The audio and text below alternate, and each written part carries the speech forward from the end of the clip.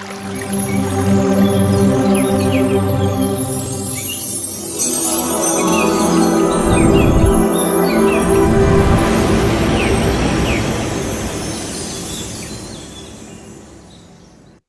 ದಿನದ ಕಾರ್ಯಕ್ರಮದಲ್ಲಿ ನನಗೆ ಕೊಟ್ಟಿರುವಂತ ಟಾಪಿಕ್ ಸಕಾಲಾರಿಷ್ಟ ನಿವಾರಿಸುವ ಶಂಕು ಅಂತ. ಈ ಶಂಕು ಅನ್ನೋದ್ರ ಬಗ್ಗೆ ನಾನು ಮಾತಾಡ್ಬೇಕಾಗಿದೆ. ನಾನು ಇದಕ್ಕೆ ಕೆಲವು ವಿಷಯಗಳನ್ನ, ಅದ್ಭುತವಾದಂತ ಕೆಲವು ವಿಷಯಗಳನ್ನ ನಮಗೆ ಹೆಲ್ಪ್ ಆಗುವಂಥದ್ದನ್ನ ನಾನು ತಿಳಿಸ್ಬೇಕು ಅಂತ ಇದ್ದೀನಿ. ಸೊ ಇದು ನಿಮ್ಮ 18ನೇ ಬ್ಯಾಚು, 4ನೇ ದಿವಸದ ಕಾರ್ಯಕ್ರಮ, ಬುಧವಾರ. ಈ ಕಾರ್ಯಕ್ರಮಕ್ಕೆ ಬಂದಿರೋ ನಿಮಗೆಲ್ಲ ನನ್ನ ಅನಂತ ವಂದನೆಗಳು. ಹಾಗೂ ಈ ಕಾರ್ಯಕ್ರಮ ಆರಂಭಿಸುವ ಮೊದಲು ಗುರು ವಂದನ. ಗುರು ಬ್ರಹ್ಮ, ಗುರು ವಿಷ್ಣು, ಗುರುದೇವೋ ಮಹೇಶ್ವರ, ಗುರು ಸಾಕ್ಷಾತ್ ಪರಬ್ರಹ್ಮ, ತಸ್ಮೈ ಶ್ರೀ ಗುರುವೇ ನಮಃ. ಗುರು ಇಲ್ಲದೆ ಯಾವುದೂ ಇಲ್ಲ, ಗುರು ಮೂಲಕನೇ ಎಲ್ಲ ಮಾಡ್ಕೋಬೇಕು ನಾವು. ಆ ಗುರುವಿಗೆ ವಂದಿಸಿ ಈ ಕಾರ್ಯಕ್ರಮನ ಶುರು ಮಾಡೋಣ. ಆಮೇಲೆ ಈಗ ಮಹಾವತಾರ್ ಫೌಂಡೇಶನ್ಗೆ ಭದ್ರ ಪುನಾದಿಯಾಗಿ ಬಂದವರು ಅಂತಂದ್ರೆ ಸುಭಾಷ್ ಪತ್ರಿಜಿ ಗುರುಗಳು, ಅವರೇ ರೂವಾರಿಗಳು. ಅವರಿಗೆ ನಮ್ಮ ಒಂದು ಕೃತಜ್ಞತಾ ಪೂರ್ವಕ ವಂದನೆಗಳನ್ನ ಸ್ಮರಿಸಿ ಹೇಳಿ ಆ ನಂತರ ಕಾರ್ಯಕ್ರಮ ಶುರು ಮಾಡೋಣ. ಹಾಗೆ ಈ 365 ದಿವಸದ ಕಾರ್ಯಕ್ರಮಗಳನ್ನ ಯಶಸ್ವಿಯಾಗಿ ನಡೆಸ್ಕೊಂಡ್ ಬರ್ತಿರುವ ರಂಗನಾಥ್ ಜಿ ಅವ್ರಿಗೂ ನನ್ನ ವಂದನೆಗಳು. ಹಾಗೆ ಈ ಸಿದ್ಧರ ಬೆಟ್ಟದಲ್ಲಿ 8-9 ಕಾರ್ಯಕ್ರಮ ನಡೀತಾ ಇದೆ. ಈ ಕಾರ್ಯಕ್ರಮ ಯಶಸ್ವಿಯಾಗಿ ನಡೀಲಿ, ಇಲ್ಲಿಗೆ ಹೆಚ್ಚು ಹೆಚ್ಚು ಜನ ಹೋಗಿ ಬರ್ಲಿ. ಇವತ್ತು ಬಂದಿರುವಂತ ನಮ್ಮಲ್ಲಿರೋ ಸದಸ್ಯ ಯಾರಾದ್ರೂ ಇದ್ರೆ ದಯವಿಟ್ಟು ಅವರೆಲ್ಲ ಅದಕ್ಕೆ ಹೋಗೋದಕ್ಕೆ ಪ್ರಯತ್ನ ಪಡಿ. ಸಿದ್ಧರ ಬೆಟ್ಟ ಸಾಮಾನ್ಯವಾದ ಜಾಗ ಅಲ್ಲ, ಅದು ಆಯುರ್ವೇದದ ಖನಿ, ಅದ್ಭುತವಾದಂತ ಕ್ಷೇತ್ರ. ಸುತ್ತೇಜ ಒಟ್ಟವ್ರು ಹೋಗ್ತಾ ಇದ್ದಾರೆ ಅಂತ ಅನ್ಕೋತೀನಿ. ಸೊ ಅದಕ್ಕೋಸ್ಕರ ಈ ಕಾರ್ಯಕ್ರಮವನ್ನ ಎಲ್ಲರೂ ಅಟೆಂಡ್ ಮಾಡಿ ಒಳ್ಳೆ ನಮ್ಗೆ ಆಯುರ್ವೇದದ ಸವಿಯನ್ನ ತಿನ್ನಿ, ಧ್ಯಾನದ ಸವಿಯನ್ನ ತಿನ್ನಿ, ಯೋಗದ ರಸದೌಟವನ್ನು ಊಟ ಮಾಡಿ ಅಂತ ಹೇಳಿ ಈ ಕಾರ್ಯಕ್ರಮನ ಶುರು ಮಾಡ್ತಾ ಇದ್ದೀನಿ. ಈಗ ಅದಕ್ಕೆ ಮೊದಲಿಗೆ ಈಗ ಎಲ್ಲ ಬಂದಿರುವಂತ ಎಲ್ಲ ಮಾಸ್ಟರ್ಸ್ಗೆ ನನ್ನ ನಮಸ್ಕಾರಗಳು. ಹಾಗೆ ಏನ್ ನಿರೂಪಕರಾಗಿ ಯಾರ್ಯಾರು ಬಂದಿದ್ದಾರೆ ಅವ್ರಿಗೆಲ್ಲ ನನ್ನ ನಮಸ್ಕಾರಗಳು. ಸನಾತನ ಸಂಸ್ಕೃತಿ ಸಂಪ್ರದಾಯದಲ್ಲಿ ಶಂಕುವಿಗೆ ಬಹಳಷ್ಟು ಪ್ರಾಮುಖ್ಯತೆಯನ್ನು ಕೊಡಲಾಗಿದೆ. ದೇವತಾ ಆರಾಧನೆಯಲ್ಲಿ ಜೈನರಲ್ಲಿ, ಬುದ್ಧಿಸಂ, ಶೈವ, ವೈಷ್ಣವೈಟ್ನಲ್ಲಿ ಎಲ್ಲದರಲ್ಲೂ ಅಷ್ಟೇ ಶಂಖಕ್ಕೆ ವಿಶೇಷವಾದಂತ ಸ್ಥಾನಮಾನ ಇದೆ. ಅಷ್ಟೇ ಅದಕ್ಕೆ ನಮ್ಮ ಭಾರತದ ಮ್ಯಾಪ್ ಅನ್ನ ನೋಡಿ, ಅದು ಶಂಖಾಕೃತಿನಲ್ಲೇ ಇದೆ ಅಂತಂದ್ಮೇಲೆ ನೀವೇ ತೀರ್ಮಾನ ಮಾಡ್ಬೋದು. ಶಂಖವನ್ನ ಹೇಳ್ಬೇಕು ಅಂತಂದ್ರೆ ಒಂದು ಬ್ರಹ್ಮಾಂಡದ ಗರ್ಭಾಶಯ ಅಂತ ಹೇಳ್ತಾರೆ, ಕಾಸ್ಮಿಕ್ ವೂಂಬ್ ಅಂತ ಕರೀತಾರೆ. ಶಂಖವನ್ನು ಊದಿದಾಗ ಹೊರ ಬರುವ ಶಬ್ದನೇ ಪ್ರಣವ. ಇವಾಗ ನೀವು ಅದ್ರ ಬಗ್ಗೆ ಕೇಳ್ಬೇಕು ಅಂತಂದ್ರೆ ತುಂಬಾ ಚೆನ್ನಾಗಿರುವಂಥದ್ದು, ಅದ್ಭುತವಾಗಿರುವಂಥದ್ದು ಶಂಖಗಳು ನಮಗೆ ತಂಜಾವೂರಿನಲ್ಲಿ ಸಿಗುತ್ತೆ. ತಂಜಾವೂರಿನಲ್ಲಿ ಮ್ಯೂಸಿಯಂ ಇದೆ, ಗೌರ್ಮೆಂಟ್ ಮ್ಯೂಸಿಯಂ. ಅಲ್ಲಿ ಹೋಗಿ ನೀವು ಪರೀಕ್ಷೆ ಮಾಡಿದ್ರೆ ಶಂಖಗಳಲ್ಲಿ ಸಿಗುತ್ತೆ. ಅದನ್ನ ತಗೊಂಡು ನೀವು ಕಿವಿ ಹತ್ರ ಇಟ್ಕೊಂಡ್ರೆ ಖಂಡಿತವಾಗಿ ನಿಮ್ಗೆ ಕೇಳಿಸುತ್ತೆ. ಈಗೆಲ್ಲ ಲೊಕ್ಕ ಸಿಗುವಂಥದ್ರಲ್ಲಿ ಅದು ಸಿಗುತ್ತೋ ಇಲ್ವೋ ಗೊತ್ತಿಲ್ಲ ನಿಮ್ಗೆ, ಅಲ್ಲಿ ಮಾತ್ರ ಸಿಗೋದು ನನ್ನ ಗ್ಯಾರಂಟಿ. ನಾನು ಪ್ರತ್ಯಕ್ಷವಾಗಿ ಅದನ್ನ ಅನುಭವಿಸಿದ್ದೀನಿ. ಅದನ್ನ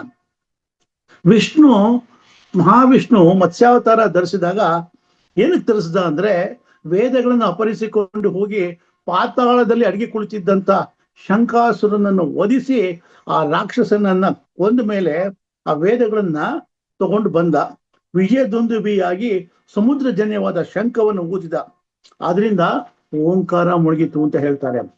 ವಿಷ್ಣು ಊದಿದ ಆ ಶಂಖಕ್ಕೆ ಪಾಂಚಜನ್ಯ ಅಂತ ಕರೀತಾರೆ. ಪಾಂಚಜನ್ಯ ಅಂದರೆ ಏನು? ಪಂಚಭೂತಗಳಿಂದ ನಿರ್ಮಾಣವಾದದ್ದು ಅಂತ ಅರ್ಥ. ವಿಷ್ಣುವಿನ 4 ಕೈಗಳಲ್ಲಿ ಎಡಭಾಗದ ಹಿಂಭಾಗದ ಒಂದು ಕರದಲ್ಲಿ ಕರಭೂಷಣವಾಯ್ತು, ಅಂದ್ರೆ ಕರಕ್ಕೆ ಕೂತ್ಕೋತು. ಅದಕ್ಕೆ ನಾವು ವಿಷ್ಣುವಿಗೆ ಏನಂತ ಹೇಳ್ತೀವಿ? ಸಶಂಖ ಚಕ್ರಂ, ಸಕೀಟ ಕುಂಡಲಂ, ಸಪೀತ ವಸ್ತ್ರಂ, ಸರಿಸಿರೋಕ್ಷಣಂ, ಸಹಸ್ರವಸ್ಕಸ್ಥಳ ಶೋಭಿ ಕೌಸ್ತುಭಂ, ನಮಾಮಿ ವಿಷ್ಣುಂ ಶಿರ್ಸಾ ಚತುರ್ಭುಜಂ ಅಂತ ನಾವು ಹೇಳ್ತೀವಿ. ಹಾಗೇನೆ ಶಂಕರ ಎನ್ನುವ ಹೆಸರು ಈಶ್ವರನಿಗೆ ಯಾಕೆ ಬಂತು?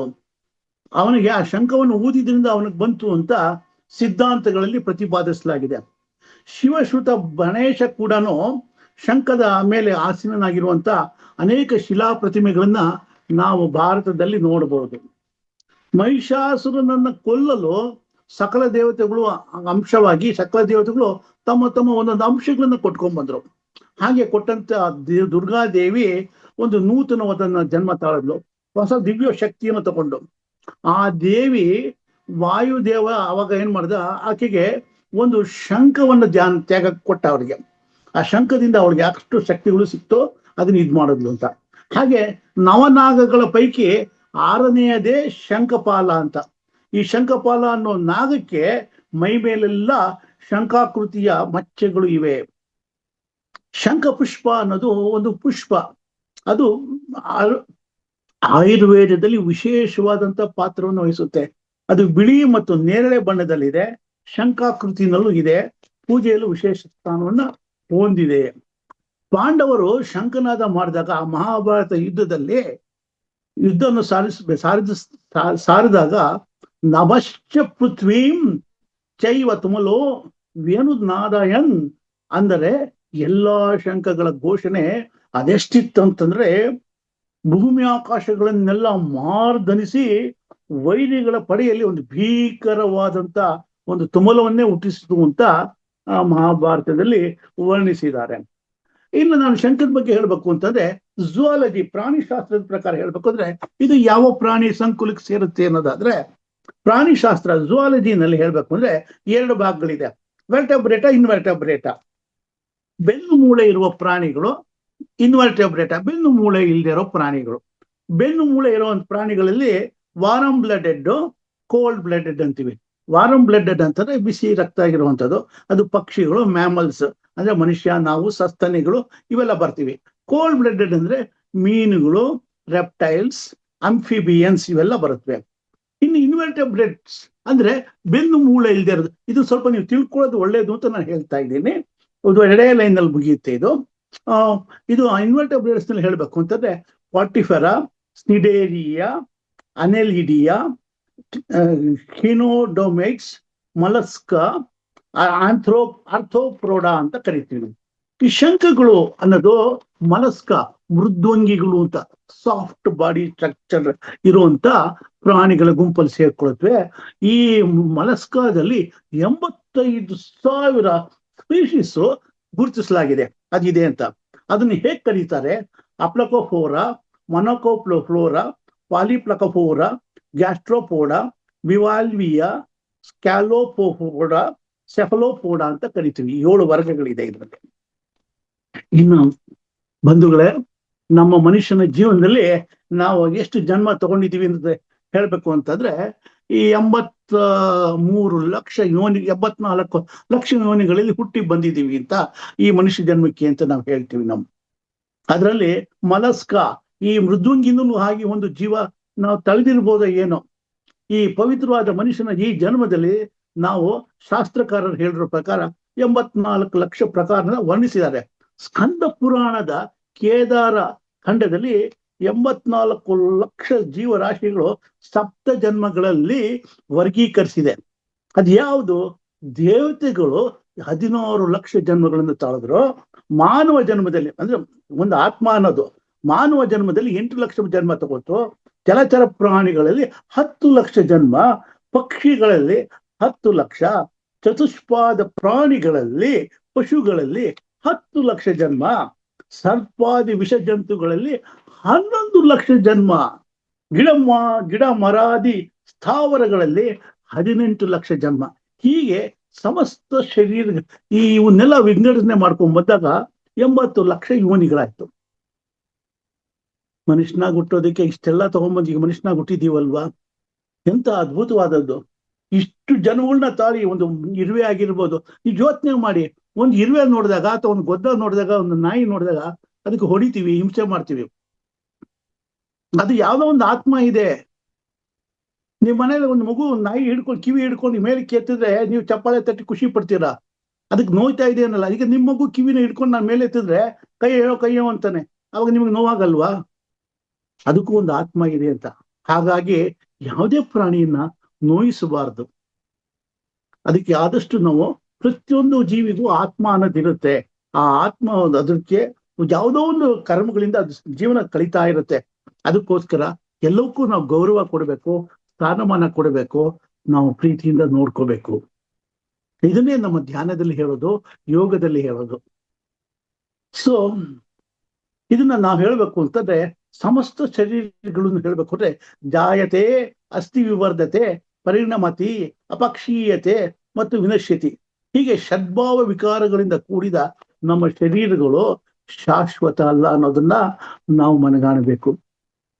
ನಾವು ನಮ್ಮ ಶರೀರ ಚೆನ್ನಾಗಿದೆ, ಆಗಿದೆ, ನಾನು ಚೆನ್ನಾಗಿದ್ದೀನಿ, ಇಷ್ಟು ವಸ್ತ್ರಗಳು ಬೇಕು, ಇಷ್ಟು ಬಂಗಾರ ಬೇಕು, ಯಾಕೆ ಬೇಕು ಇವೆಲ್ಲ? ಒಂದು ಏಜ್, ಒಂದು ಲಿಮಿಟ್ ಆಯ್ತು, ಮುಗೀತು, ನೆಕ್ಸ್ಟ್ ಬೇಕಾಗಿಲ್ಲ ಯಾವ್ದನ್ನು. ನಾವು ತೊಟ್ಕೊಂಡಿರೋ ಬಂಗಾರನ ನಮ್ಮ ನಂತರದಲ್ಲಿ ನಮ್ಮ ಬಂಧು ಮಿಳುಗಳು ತಗೊಳಂಗಿಲ್ಲ. ಅದನ್ನ ಹಾಕಿದ್ರೆ ನೆಗೆಟಿವ್ ಎನರ್ಜಿನೇ. ನಮ್ಮ ಮನಸ್ಸಿನಲ್ಲಿ ಏನಾದ್ರು ನಿಮ್ಗೆ ಆಶೆ ಇದ್ದು ಆ ಬಂಗಾರದ ಬಗ್ಗೆ, ಆ ಬಂಗಾರನ ಇನ್ನೊಬ್ರು ಯಾರೋ ತಗೊಂಡ್ರೆ ಆ ಬಂಗಾರಕ್ಕೆ ಇದಕ್ಕೆ ಪಾಸಿಟಿವ್ ಎನರ್ಜಿ ಇರೋದೇ ಇಲ್ಲ. ವಸ್ತ್ರಗಳು ಅಷ್ಟೇನೆ, ವಸ್ತ್ರಗಳು ಅಷ್ಟೊಂದು ವಸ್ತ್ರಗಳನ್ನ ನಾವು ತಗೊಂಡಿರ್ತೀವಿ, ಯಾವುದು ಉಪಯೋಗಿಸಿರೋದಿಲ್ಲ.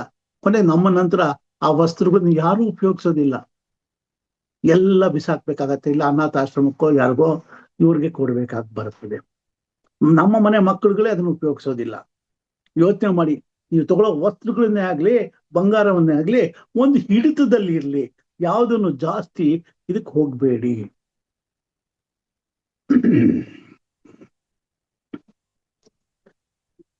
ಹೀಗೆ ನಾವು ಏನು ಜನ್ಮಾಂತರದಿಂದ ನಾವು ಪಾಪ ಫಲಗಳನ್ನ, ಪುಣ್ಯ ಫಲಗಳನ್ನ ತಗೊಂಡ್ಬರ್ತೀವಿ, ಅದನ್ನ ನಾವು ಮುಂದಕ್ಕೆ ತಗೊಂಡು ಹೋಗ್ತಾ ಇರ್ಬೇಕಾಗತ್ತೆ. ಸಂಸ್ಕಾರ ರೂಪದಿಂದ ಸಂಗ್ರಹವಾಗಿರೋ ಈ ಪುಣ್ಯ ಪಾಪಗಳು ಅಂದ್ರೆ, ಫಾರ್ ಎಕ್ಸಾಂಪಲ್, ಒಬ್ಬ ರೈತ ಏನ್ ಮಾಡ್ತಾನೆ, ತನ್ನ ಭೂಮಿಯಲ್ಲಿ ಬೇಕಾದಷ್ಟು ಜಮೀನಿನಲ್ಲಿ ಬೆಳೆ ಬೆಳೀತಾನೆ. ಬೆಳೆ ಬೆಳೆದ ಮೇಲೆ ಆ ವರ್ಷ ಒಂದು 10 ಕಂಡಗ ಅಥವಾ ಒಂದು 50 ಕ್ವಿಂಟಾಲ್ ಭತ್ತ ಅಥವಾ ರಾಗಿ ಬೆಳೆದಿದ್ದಾನೆ. ಅದನ್ನ ಬಡ್ದು ರೆಡಿ ಮಾಡಿ ಹಗೆವುಗಳಲ್ಲಿ ತುಂಬ್ಕೋತಾನೆ, ಸ್ಟೋರ್ನಲ್ಲಿ, ಉಗ್ರಾಣಗಳಲ್ಲಿ ತುಂಬ್ಕೊಂಡಿದ್ರನ್ನ ಅದನ್ನ ತುಂಬ್ಕೊಂಡ್ಮೇಲೆ ದಿನ ಬಳಕೆಗೆ ಅದು ಉಪಯೋಗಿಸ್ತಾನೆ. ಹಾಗೆ ಮುಗ್ದಾಯ್ತಲ್ಲ, ಇನ್ನು 1 ವರ್ಷಕ್ಕೆ ಏನ್ ಬೇಕಾಗಿಲ್ಲ ಅಂತ ಅವ್ನು ಸುಮ್ಮನೆ ಕೂತ್ಕೊಳ್ಳಲ್ಲ. ನೆಕ್ಸ್ಟ್ ಡೇ ಎದ್ಬಿಟ್ಟಿದ್ದಾನೆ, ಹೆಗಲ್ಮೆಟ್ ಟವಲ್ ಹಾಕೊಂಡು ಜಮೀನು ಹೊರಡ್ತಾನೆ ತನ್ನ ಕಾಯಕವನ್ನ ಮುಂದುವರ್ಸೋದಿಕ್ಕೆ. ಸೊ ರೈತ ಆ ಕೆಲಸವನ್ನ ಮಾಡ್ತಾನೆ, ಸತತವಾಗಿ ನಡೀತಾನೆ ಇರುತ್ತೆ. ಹಾಗೆ ನಮ್ಮ ಜೀವನದಲ್ಲೂ ಅಷ್ಟೇನೆ ನನ್ನ ಕರ್ಮಗಳು, ಸಂಚಿತ ಆಗಮ ಎಲ್ಲ ಕರ್ಮಗಳು ನಮ್ಮ ಜೊತೆಲೇ ಬೆಳ್ಕೊಂಡು ಹೋಗ್ತಾ ಇರುತ್ತವೆ. ಸೊ ಅದರಲ್ಲಿ ನಾವು ಇನ್ನೊಂದೇನು ಅಂತಂದ್ರೆ, ನಾವು ಮತ್ತೆ ಅವ್ನು ಬೀಜ ಬಿತ್ತಾನೆ, ಉಣ್ತಾನೆ, ಬೆಳಿತಾನೆ, ಇದು ನಡ್ಕೊಂಡು ಹೋಗುತ್ತೆ. ಹಾಗೆ ನಾವು ಕಣಜಗಳಲ್ಲಿ ಶೇಖರಿಸಿದಂತೆ ಸಂಚಿತ ಕರ್ಮವು ಕೂಡ, ಏನ್ ಸಂಚಿತ ಕರ್ಮ ಅಂತೀವಿ ನಾವು ಕಣಜಗಳಲ್ಲಿ, ಅಂದ್ರೆ ನಮ್ಮ ಹಿಂದಿನ ಜನ್ಮದಲ್ಲಿ ತುಂಬ್ಕೊಂಡ್ ಬಂದಿರುವಂಥದ್ದು, ಇವಾಗ ಈ ಜನ್ಮಕ್ಕೆ ಅದು ಸ್ಟಾಕ್ ಅಲ್ಲಿ ಇರುವಂಥದ್ದು. ಅದನ್ನು ಹೊರಗೆ ತೆಗೆದಾಗ ಅದು ಪ್ರಾರಬ್ಧ ಕರ್ಮ. ಹೊಲದಲ್ಲಿ ಉತ್ತಿ ಬಿತ್ತಿ ಹಸನು ಮಾಡಿ ಬೀಜದಂತೆ ಈಗಿನ ಆಗಮ ಮುಂದಕ್ಕೆ ಬರ್ತಾ ಇರುವಂಥದ್ದು ಅಂತ ಹೇಳ್ಬೋದು. ಇನ್ನು ಶಂಖಗಳ ಬಗ್ಗೆ ಹೇಳ್ಬೇಕು ಅಂತಂದ್ರೆ, ನಾನಾ ರೀತಿಯ ಶಂಖಗಳಿದೆ. ದಕ್ಷಿಣಾವರ್ತ ಶಂಖ, ವಾಮಾವರ್ತ ಶಂಖ, ಗಣೇಶ ಶಂಖ, ಗೋಮುಖಿ ಶಂಖ, ಮೋತಿ ಶಂಖ, ಹೀರಾ ಶಂಖ, ಹಾಗೆ ಕೌರಿ ಶಂಖ ಅಂತಾನು ಕರಿತೀವಿ. ದಕ್ಷಿಣಾವರ್ತ ಶಂಖ ಅಂದ್ರೆ ಅದೃಷ್ಟವನ್ನು ತರುತ್ತೆ, ಲಕ್ಷ್ಮಿಯನ್ನ ತರ್ತಾನೆ, ಶಾಂತಿ ಅಭಿವೃದ್ಧಿಯನ್ನು ಕೊಡುತ್ತೆ. ಎಡಮುರಿ ಶಂಖ ಅನ್ನೋದು ಋಣಾತ್ಮಕ ಶಕ್ತಿಯನ್ನ ತೊಲಗಿಸುತ್ತೆ, ಸುತ್ತಮುತ್ತಲ ವಾತಾವರಣನ ಶುದ್ಧ ಮಾಡುತ್ತೆ. ಗಣೇಶ ಶಂಖ ಕೆಟ್ಟ ಶಕ್ತಿಗಳಿಂದ ನಮ್ಮನ್ನ ರಕ್ಷಣೆ ಮಾಡುತ್ತೆ, ಗಣೇಶ ಶಂಖಕ್ಕೆ. ಆಮೇಲೆ ಗೌಮುಖ ಶಂಖ, ಪಂಚಮುಖಿ ಶಂಖ, ಗೋಮುಖಿ ಶಂಖ ಅಂತಾನು ಕರಿತೀವಿ. ಇದು ಹ್ಯಾಪಿನೆಸ್, ಅಬಂಡೆನ್ಸ್ ಅಂತ ಅದೃಷ್ಟವನ್ನು ತಂದುಕೊಡುತ್ತೆ. ಕೌರಿ ಶಂಖ ಅಂತ ಕರಿತೀವಿ, ಅದು ಅಟ್ರಾಕ್ಟ್ಸ್ ವೆಲ್ತ್ ಮತ್ತು ಪ್ರಾಸ್ಪರಿಟಿ ಅನ್ನೋದನ್ನ. ಮೋತಿ ಶಂಖ ಅದೃಷ್ಟ ಹಾಗೂ ಸಕ್ಸಸ್ ಅಂದ್ರೆ ನಮ್ಮ ಕೆಲಸ ಕಾರ್ಯಗಳಲ್ಲಿ ವಿಜಯವನ್ನ ತೋರಿಸುತ್ತೆ ಅಂತ ಹೇಳ್ಬೋದು. ಹೀರಾ ಶಂಖ ಅನ್ನೋದು ಅಟ್ರಾಕ್ಟ್ಸ್ ವೆಲ್ತ್, ಅದೃಷ್ಟವನ್ನು ಕೊಡುತ್ತೆ, ಅಂಡ್ ಪ್ರೊಟೆಕ್ಷನ್, ನಮ್ಗೆ ರಕ್ಷಣೆಯನ್ನು ನೀಡುತ್ತೆ. ಆಮೇಲೆ ಗೋಮತಿ ಚಕ್ರದ ಬಗ್ಗೆ ಹೇಳ್ಬೇಕು ಅಂದ್ರೆ ಬಹಳಷ್ಟು ವಿಷಯ ಇದೆ. ಗೋಮತಿ ಚಕ್ರದ ಬಗ್ಗೆ ಸಮಯ ಇದ್ರೆ ಹೇಳ್ತೀನಿ, ನೋಡೋಣ ಅದನ್ನ. ಇನ್ನು ದಕ್ಷಿಣಾವರ್ತ ಶಂಖ ಎಷ್ಟು ಪವರ್ಫುಲ್ ಅನ್ನೋದಕ್ಕೆ, ಮೂಲತಃ ಭಾರತದಲ್ಲಿ ಎಲ್ಲ ಹುಡುಕೊಂಡ್ ಬಂದ್ರು ಜಾಸ್ತಿ ಸಿಗೋದೇ ವಾಮಾವರ್ತಿ ಶಂಖಗಳು, ಎಡಮುರಿ ಶಂಖಗಳು. ಬಲಮುರಿ ಶಂಖ ಸಿಗೋದೇ ಬಹಳ ಕಷ್ಟ, ಎಲ್ಲಾರು ಅಪರೂಪಕ್ಕೆ ಸಿಗುತ್ತವೆ. ಅದೇನೋ ಸಿಕ್ಕಿದೆ ಅಂತಂದ್ರೆ ಅದು ಯಾರೋ ಒಬ್ಬ ಅದೃಷ್ಟಕಾರ ವ್ಯಕ್ತಿ ಅಂತಾನೆ ಹೇಳ್ಬೇಕು, ಅವನಿಗೆ ಲಕ್ಷ್ಮೀ ಕೃಪೆ ಚೆನ್ನಾಗಿ ಆಗಿದೆ ಅಂತಾನೆ ಹೇಳ್ಬೋದು. ಅದರಲ್ಲಿ ದಕ್ಷಿಣಾವೃತ ಶಂಖದಲ್ಲಿ 3 ರೀತಿ ಇದೆ. ನರ ದಕ್ಷಿಣಾವೃತ ಶಂಖ, ಸ್ತ್ರೀ ದಕ್ಷಿಣಾವೃತ ಶಂಖ, ನಪುಂಸಕ ದಕ್ಷಿಣಾವೃತ ಶಂಖ ಅಂತ. ಅವೆಷ್ಟರಲ್ಲಿ ನರದಕ್ಷಿಣಾವೃತ ಶಂಖ ಅನ್ನೋದು ಬಹಳ ಪೂಜ್ಯನೀಯವಾದದ್ದು, ಯೋಗ್ಯವಾದದ್ದು, ಪೂಜೆಗೆ ಸಲ್ಲುತ್ತೆ, ತುಂಬಾ ಒಳ್ಳೇದು. ಅದರಿಂದ ಅದೃಷ್ಟವನ್ನು ನಾವು ಪಡ್ಕೋಬಹುದು. ಒಂದು ವೇಳೆ ನಿಮ್ಮ ಮನೆಯಲ್ಲಿ ದಕ್ಷಿಣಾವೃತ ಶಂಖ ಇದೆ ಅಂತಂದ್ರೆ ಅಲ್ಲಿ ನಿಮಗೆ ಆರ್ಥಿಕ ಸಮಸ್ಯೆಗಳೇ ಇರೋದಿಲ್ಲ. ದಕ್ಷಿಣಾವೃತ ಶಂಖಕ್ಕೆ ಒಂದು ಮಂತ್ರ ಇದೆ, ಓಂ ಶ್ರೀಂ ಕ್ಲೀಂ ಬ್ಲೂಂ ದಕ್ಷಿಣಾಮುಖಾಯ ಶಂಖನಿದಯೇ ಸಮುದ್ರ ಪ್ರಭಾವಾಯ ನಮಃ ಅಂತ. ಈ ಮಂತ್ರವನ್ನ ಹೇಳ್ಕೊಂಡು ನಾವು ದಕ್ಷಿಣಾವೃತ ಶಂಖವನ್ನ ದೀಪಾವಳಿ ಸಮಯದಲ್ಲಿ ತಂದು ಮನೆಯಲ್ಲಿ ಪೂಜೆ ಮಾಡಿ ಪ್ರತಿಷ್ಠಾಪನೆ ಮಾಡಿ ಧೂಪ ದೀಪ ನೈವೇದ್ಯಗಳಿಂದ ತೋರಿಸಿ ಆಮೇಲೆ ಅದನ್ನ ಪ್ರತಿಷ್ಠಾಪನೆ ಮಾಡಿಕೊಂಡು ದಿನವೂ ಪೂಜೆ ಮಾಡ್ತಾ ಬಂದ್ರೆ ಬಹಳ ಒಳ್ಳೇದು ಅಂತ ಹೇಳ್ತಾರೆ. ಈ ಶಂಖವನ್ನ ಮನೆಯಲ್ಲಿ ಇಟ್ಟು ಪೂಜೆ ಮಾಡೋದ್ರಿಂದ ಮನೆಯಲ್ಲಿ ಯಾವುದೇ ರೀತಿಯ ಅಭಾವ ಇರೋದಿಲ್ಲ, ಅನ್ನಾಹಾರಾದಿಗಳಿಗೆ ಪ್ರಭಾವ ತೊಂದರೆ ಇರೋದಿಲ್ಲ, ಆರೋಗ್ಯದಲ್ಲಿ ಸಮಸ್ಯೆ ಇರೋದಿಲ್ಲ, ಅದು ದುಡ್ಡು ಕಾಸಿಗೆ ಸಮಸ್ಯೆ ಇರೋದಿಲ್ಲ. ಈ ಶಂಖದಲ್ಲಿ ನೀರನ್ನು ತುಂಬಿ ಪೂಜೆ ನಂತರ ಅದನ್ನ ತಲೆ ಮೇಲೆ ಪ್ರೋಕ್ಷಣೆ ಮಾಡ್ಕೊಳ್ಳೋದ್ರಿಂದ ಸರ್ವ ಪಾಪಗಳು ನಾಶ ಆಗುತ್ತೆ. ಆ ಶಂಖದನ್ನ ನೀರನ್ನ ತಲೆಗೆ ಪ್ರೋಕ್ಷಣೆ ಮಾಡ್ಕೊಳ್ಳೋದ್ರಿಂದ ಲಕ್ಷ್ಮಿ ಅನುಗ್ರಹನೂ ಆಗುತ್ತೆ. ಲಕ್ಷ್ಮಿ ಸ್ವಲ್ಪ ನಮ್ಗೆ ಒಳ್ಳೆ ಅವಕಾಶಗಳನ್ನ ಕೊಡ್ತಾಳೆ. ಈ ದಕ್ಷಿಣಾವೃತ ಶಂಖದಲ್ಲಿ ಹಾಲನ್ನು ತುಂಬಿ ಅದನ್ನ ಯಾರಾದ್ರೂ ಮದುವೆ ಆಗಿರೋ ಹೆಣ್ಣು ಮಕ್ಕಳಿಲ್ದೇ ಇರುವಂತವ್ರಿಗೆ ಇದನ್ನ ಕುಡಿಸ್ತಾ ಬಂದ್ರೆ ನಿಶ್ಚಯವಾಗಿ ಅವರಿಗೆ ಸಂತಾನ ಪ್ರಾಪ್ತಿ ಯೋಗ ಇದೆ ಅಂತ ಹೇಳ್ತಾರೆ. ಶಂಖವನ್ನ ಮನೆಯಲ್ಲಿಟ್ಟು ಆರಾಧಿಸೋದ್ರಿಂದ ರೋಗದ ಭಯ ಅನ್ನೋದೇ ಇರೋದಿಲ್ಲ. ರೋಗನೂ ಇರೋದಿಲ್ಲ, ಭಯಗಳು ಇರೋದಿಲ್ಲ. ಏನೇನೋ ಭಯ ಅಂತಿರ್ತಾರೆ, ಅದೆಲ್ಲ ಹೊರಟೋಗುತ್ತೆ. ಶಂಖವನ್ನ ಪೂಜೆ ಮಾಡಿ ಅಗರಬತ್ತಿ ಹಚ್ಚಿ ಪೂಜೆ ಮಾಡೋದ್ರಿಂದ ಸಮಾಜದಲ್ಲಿ ಕೀರ್ತಿ ಪ್ರತಿಷ್ಠೆಗಳು ಹೆಚ್ಚುತ್ತೆ. 4 ದಿಕ್ಕುಗಳಿಂದನೂ ಖ್ಯಾತಿ ಬರುತ್ತೆ, ನಿಮಗೆ ವ್ಯಾಪಾರದಲ್ಲಿ ವೃದ್ಧಿ ಆಗುತ್ತೆ. ಶಂಖದಲ್ಲಿ ನೀರು ತುಂಬಿ ಆಮುಖ ವಶಮಾನಯ ಸ್ವಹ ಇದೊಂದು ಮಂತ್ರ ಇದೆ, ಇದು ವಶೀಕರಣಕ್ಕೆ ಉಪಯೋಗಿಸುವಂಥದ್ದು. ಇಲ್ಲಿ ನಾವು ಪ್ರಸ್ತಾಪ ಮಾಡೋದು ಬೇಡ ಅಂತ. ಇನ್ನು ಶತಮಾನಗಳಿಂದ ಶಂಖ ಹೇಗೆ ನಾವು ಮಾಡ್ಕೊಂಡ್ ಬಂದಿದ್ವಿ ಅಂತ ಹೇಳ್ಬೇಕು ಅಂದ್ರೆ, ಪ್ರಾಚೀನ ಕಾಲದಲ್ಲಿ ಹಿಂದೂಗಳಿಗೆ ಇದು ಅತ್ಯಂತ ಮುಖ್ಯವಾದಂತ ಬೇಕಾಗಿರುವಂತ ಪೂಜೆಗೆ ಪವಿತ್ರವಾದಂತ ಶಂಖ ಅಂತಾನೆ ಕರಿಬಹುದು. ಮಹಾತ್ಮರು, ರಾಜ ಮಹಾರಾಜರು, ದೇವತೆಗಳು ಅವರ ವರ್ಗದಲ್ಲಿ ಯಾರಾದ್ರೂ ಹೊಸದಾಗಿ ಒಂದು ಸದಸ್ಯ ಹುಟ್ಟಿದ್ರೆ, ಮಗು ಹುಟ್ಟಿದೆ ಅಂತಂದ್ರೆ ಶಂಖನಾದವನ್ನು ಮಾಡಿ ಸಂತೋಷವನ್ನು ವ್ಯಕ್ತಪಡಿಸ್ತಾ ಇದ್ರು. ಹಾಗೇನೆ ಮಹರ್ಷಿಗಳು, ಚಕ್ರವರ್ತಿಗಳು ಯಾರಾದ್ರೂ ಬರ್ತಾ ಇದ್ದಾರೆ ಅಂದ್ರೆ ಶಂಖನಾದ ಊದಿ ಅವರು ಬರ್ತಾ ಇದ್ದಾರೆ ಅನ್ನೋದನ್ನ ನಮಗೆ ಸೂಚ್ಯವಾಗಿ ತಿಳಿಸ್ತಾ ಇದ್ರು. ಇದು ಶುಭ ಸೂಚಕ ಚಿಹ್ನೆ. ಹೇಗೆ ಮಂಗಳವಾದ್ಯಗಳು ಹೇಗಿದೆ ಹಾಗೆ ಇದೂನು. ಹಿಂದೆ ಈ ಭಾರತದಲ್ಲಿ ಕೆಲವು ಪಂಗಡಗಳಲ್ಲಿ ಶಂಖವನ್ನ ಯಾರಾದ್ರೂ ಸತ್ತ ವ್ಯಕ್ತಿಗಳು ಮೃತರಾಗಿದ್ದಾರೆ ಅಂದ್ರೆ ಆ ಟೈಮ್ನಲ್ಲಿ ಊದಿ ತಮ್ಮ ಗೌರವವನ್ನ ಸೂಚಿಸುತ್ತಾರೆ. ಇನ್ನು ತಮಿಳುನಾಡಿನಲ್ಲಿ ಕೆಲವು ದೇವಸ್ಥಾನಗಳಲ್ಲಿ 1008 ಶಂಖಗಳಲ್ಲಿ ನೀರು ತುಂಬಿ ಮಹಾಶಂಖ ಅಭಿಷೇಕವನ್ನ ಮಾಡ್ತಾರೆ ದೇವರಿಗೆ. ಅದು ತುಂಬಾ ಪವಿತ್ರವಾದ್ದು ಅಂತ ಹೇಳ್ತಾರೆ. ರಾಮಾಯಣ ಮಹಾಭಾರತ ಕಾಲದಲ್ಲಿ ಶಂಖಕ್ಕೆ ವಿಶೇಷವಾದಂತ ಮನ್ನಣೆ ಇತ್ತು. ಆಗಿನ ಕಾಲದಲ್ಲಿ ಪ್ರತಿಯೊಬ್ಬ ಪ್ರಮುಖ ಯೋಧರು, ಸೇನಾಧಿಪತಿಗಳು ಒಂದೊಂದು ಶಂಖವನ್ನ ಇಟ್ಕೊಂಡಿರ್ತಿದ್ರು.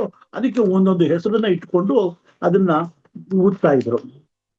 ಮಹಾಭಾರತದಲ್ಲಿ ಕೃಷ್ಣನ ಬಳಿ ಇದ್ದಂತ ಶಂಖಕ್ಕೆ ಪಾಂಚಜನ್ಯ ಅಂತ ಕರೀತಾರೆ. ಅರ್ಜುನನ ಹತ್ರ ಇದ್ದಿದ್ದು ದೇವದತ್ತ, ಭೀಮನ ಹತ್ರ ಇದ್ದಿದ್ದು ಪೌಂಡ್ರ, ಯುಧಿಷ್ಠಿರನ ಹತ್ರ ಇದ್ದಿದ್ದು ಅನಂತ ವಿಜಯ, ನಕುಲನ ಹತ್ರ ಇದ್ದಿದ್ದು ಸುಘೋಷ, ಸಹದೇವನ ಹತ್ರ ಇದ್ದಿದ್ದು ಮಣಿಪುಷ್ಪಕ ಅಂತ. ಮಹಾವಿಷ್ಣುವಿನ ಎಡ ಹಸ್ತದಲ್ಲಿ ಕೆಳಗಿನ ಕೈನಲ್ಲಿ ಚಕ್ರ ಇದು ಶಂಖ ಇದ್ದೇ ಇರುತ್ತೆ ಎಡಗೈ ಕೈನಲ್ಲಿ.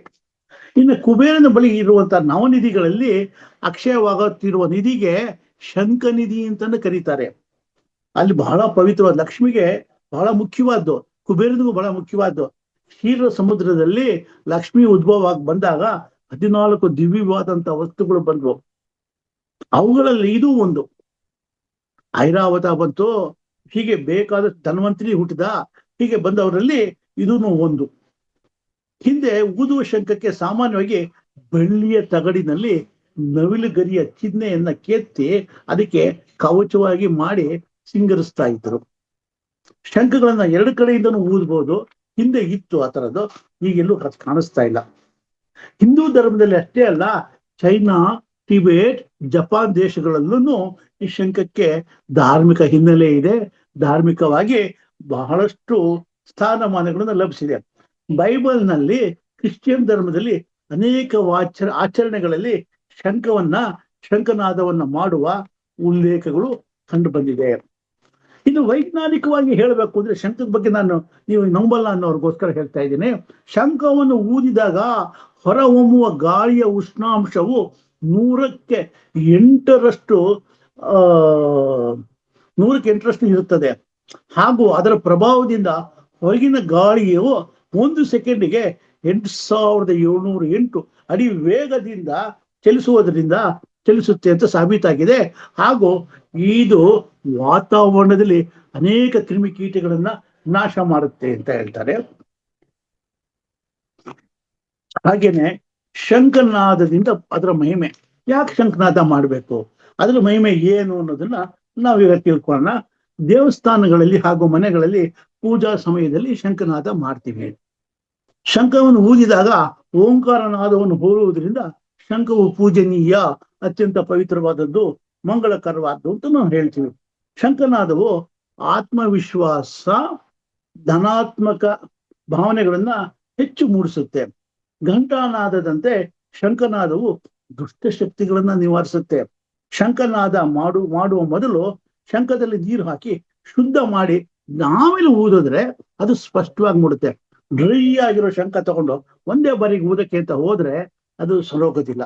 ಅದಕ್ಕೋಸ್ಕರ ಶಂಖನಾದ ಮಾಡ್ಬೇಕಾದ್ರೆ ಫಸ್ಟ್ ಅದಕ್ಕೆ ಸ್ವಲ್ಪ ನೀರು ಹಾಕಿ ತೊಳೆದು ಬಿಟ್ಟು ಆಮೇಲೆ ಶಂಖನಾದವನ್ನು ಮಾಡೋದ್ರಿಂದ ಸ್ವರವು ಸ್ಪಷ್ಟವಾಗಿ ಮೂಡುತ್ತೆ. ಪೂಜಾ ಸಮಯದಲ್ಲಿ ಶಂಖನಾದ ಮಾಡುವ ಮೊದಲು ಶಂಖನಾದಂ ಕೃತ್ವ ಅಂತ ಹೇಳ್ತೀವಿ ನಾವು. ಹೇಳಿ ಆಮೇಲೆ ಶಂಖನಾದವನ್ನ ಮಾಡಬೇಕು. ಈಗ ನಾವು ಶಂಖನಾದವನ್ನ ಮಾಡ್ತಾ ಇದ್ದೀನಿ ಅಂತ ಹೇಳಿ ನಾವು ಅದನ್ನ ಮಾಡೋದು ಪದ್ಧತಿ. ಶಂಖನಾದವು ಅಲ್ಲಿ ಸುತ್ತಮುತ್ತಲಿನ ಪರಿಸರದಲ್ಲಿರುವ ತಾಮಸಿಕ, ರಾಜಸಿಕ ಹಾಗೂ ದುಷ್ಟ ಭಾವನೆಗಳನ್ನ ನಿವಾರಣೆ ಮಾಡುತ್ತೆ. ಸಾತ್ವಿಕವಾದಂಥ ಭಾವನೆ, ಧನಾತ್ಮಕವಾದಂಥ ಶಕ್ತಿಯನ್ನ ಹೆಚ್ಚಿಸುತ್ತೆ. ಶಂಖನಾದ ಮಾಡುವುದರಿಂದ ಶ್ವಾಸಕೋಶಕ್ಕೆ ಬಲ ಬರುತ್ತೆ, ಶಕ್ತಿ ಬರುತ್ತೆ. ಅಂಡ್ ರೆಸ್ಪಿರೇಟರಿ ಪ್ರಾಬ್ಲಮ್ಸ್ ಏನಾದಿದ್ರೆ ಶ್ವಾಸಕೋಶಕ್ಕೆ ಸಂಬಂಧಪಟ್ಟಿದ್ದು ಅದೆಲ್ಲ ನಿವಾರಣೆ ಆಗತ್ತೆ. ಕಿವಿಗಳಿಗೆ ಒಳ್ಳೇದು. ಕಿವಿಗೆ ನೋವು ಅಥವಾ ಕಿವಿಗೆ ಇದು ಬರ್ತಾ ಇಲ್ಲ ಅಂದ್ರೆ ಅದು ಕೇಳಿಸೋದಕ್ಕೆ ಅದಾಗತ್ತೆ. ಶಂಖಕ್ಕೆ ನೀರು ಹಾಕಿ ಅದನ್ನ ದೇವರಿಗೆ ಅಭಿಷೇಕ ಮಾಡೋದ್ರಿಂದ ಆ ನೀರಿಗೆ ತೀರ್ಥ, ಪವಿತ್ರವಾದಂಥ ತೀರ್ಥ ಅಂತಾನು ಕರೀತಾರೆ. ಶಂಖದೊಳಗಿನಿಂದ ಹರಿದು ಬಂದುವ ಜಲವನ್ನ ಪ್ರಾಶನ ಮಾಡೋದ್ರಿಂದ ಭೂಮಿಯೊಳಗಿನ ಎಲ್ಲಾ ನದಿಗಳ ತೀರ್ಥವನ್ನು ಸೇವಿಸದ ಹಾಗೆ. ಅದಕ್ಕೆ ತಾನೇ ಹೇಳೋದು ಶಂಖದಿಂದ ಬಂದ್ರೇನೆ ತೀರ್ಥ ಅಂತ.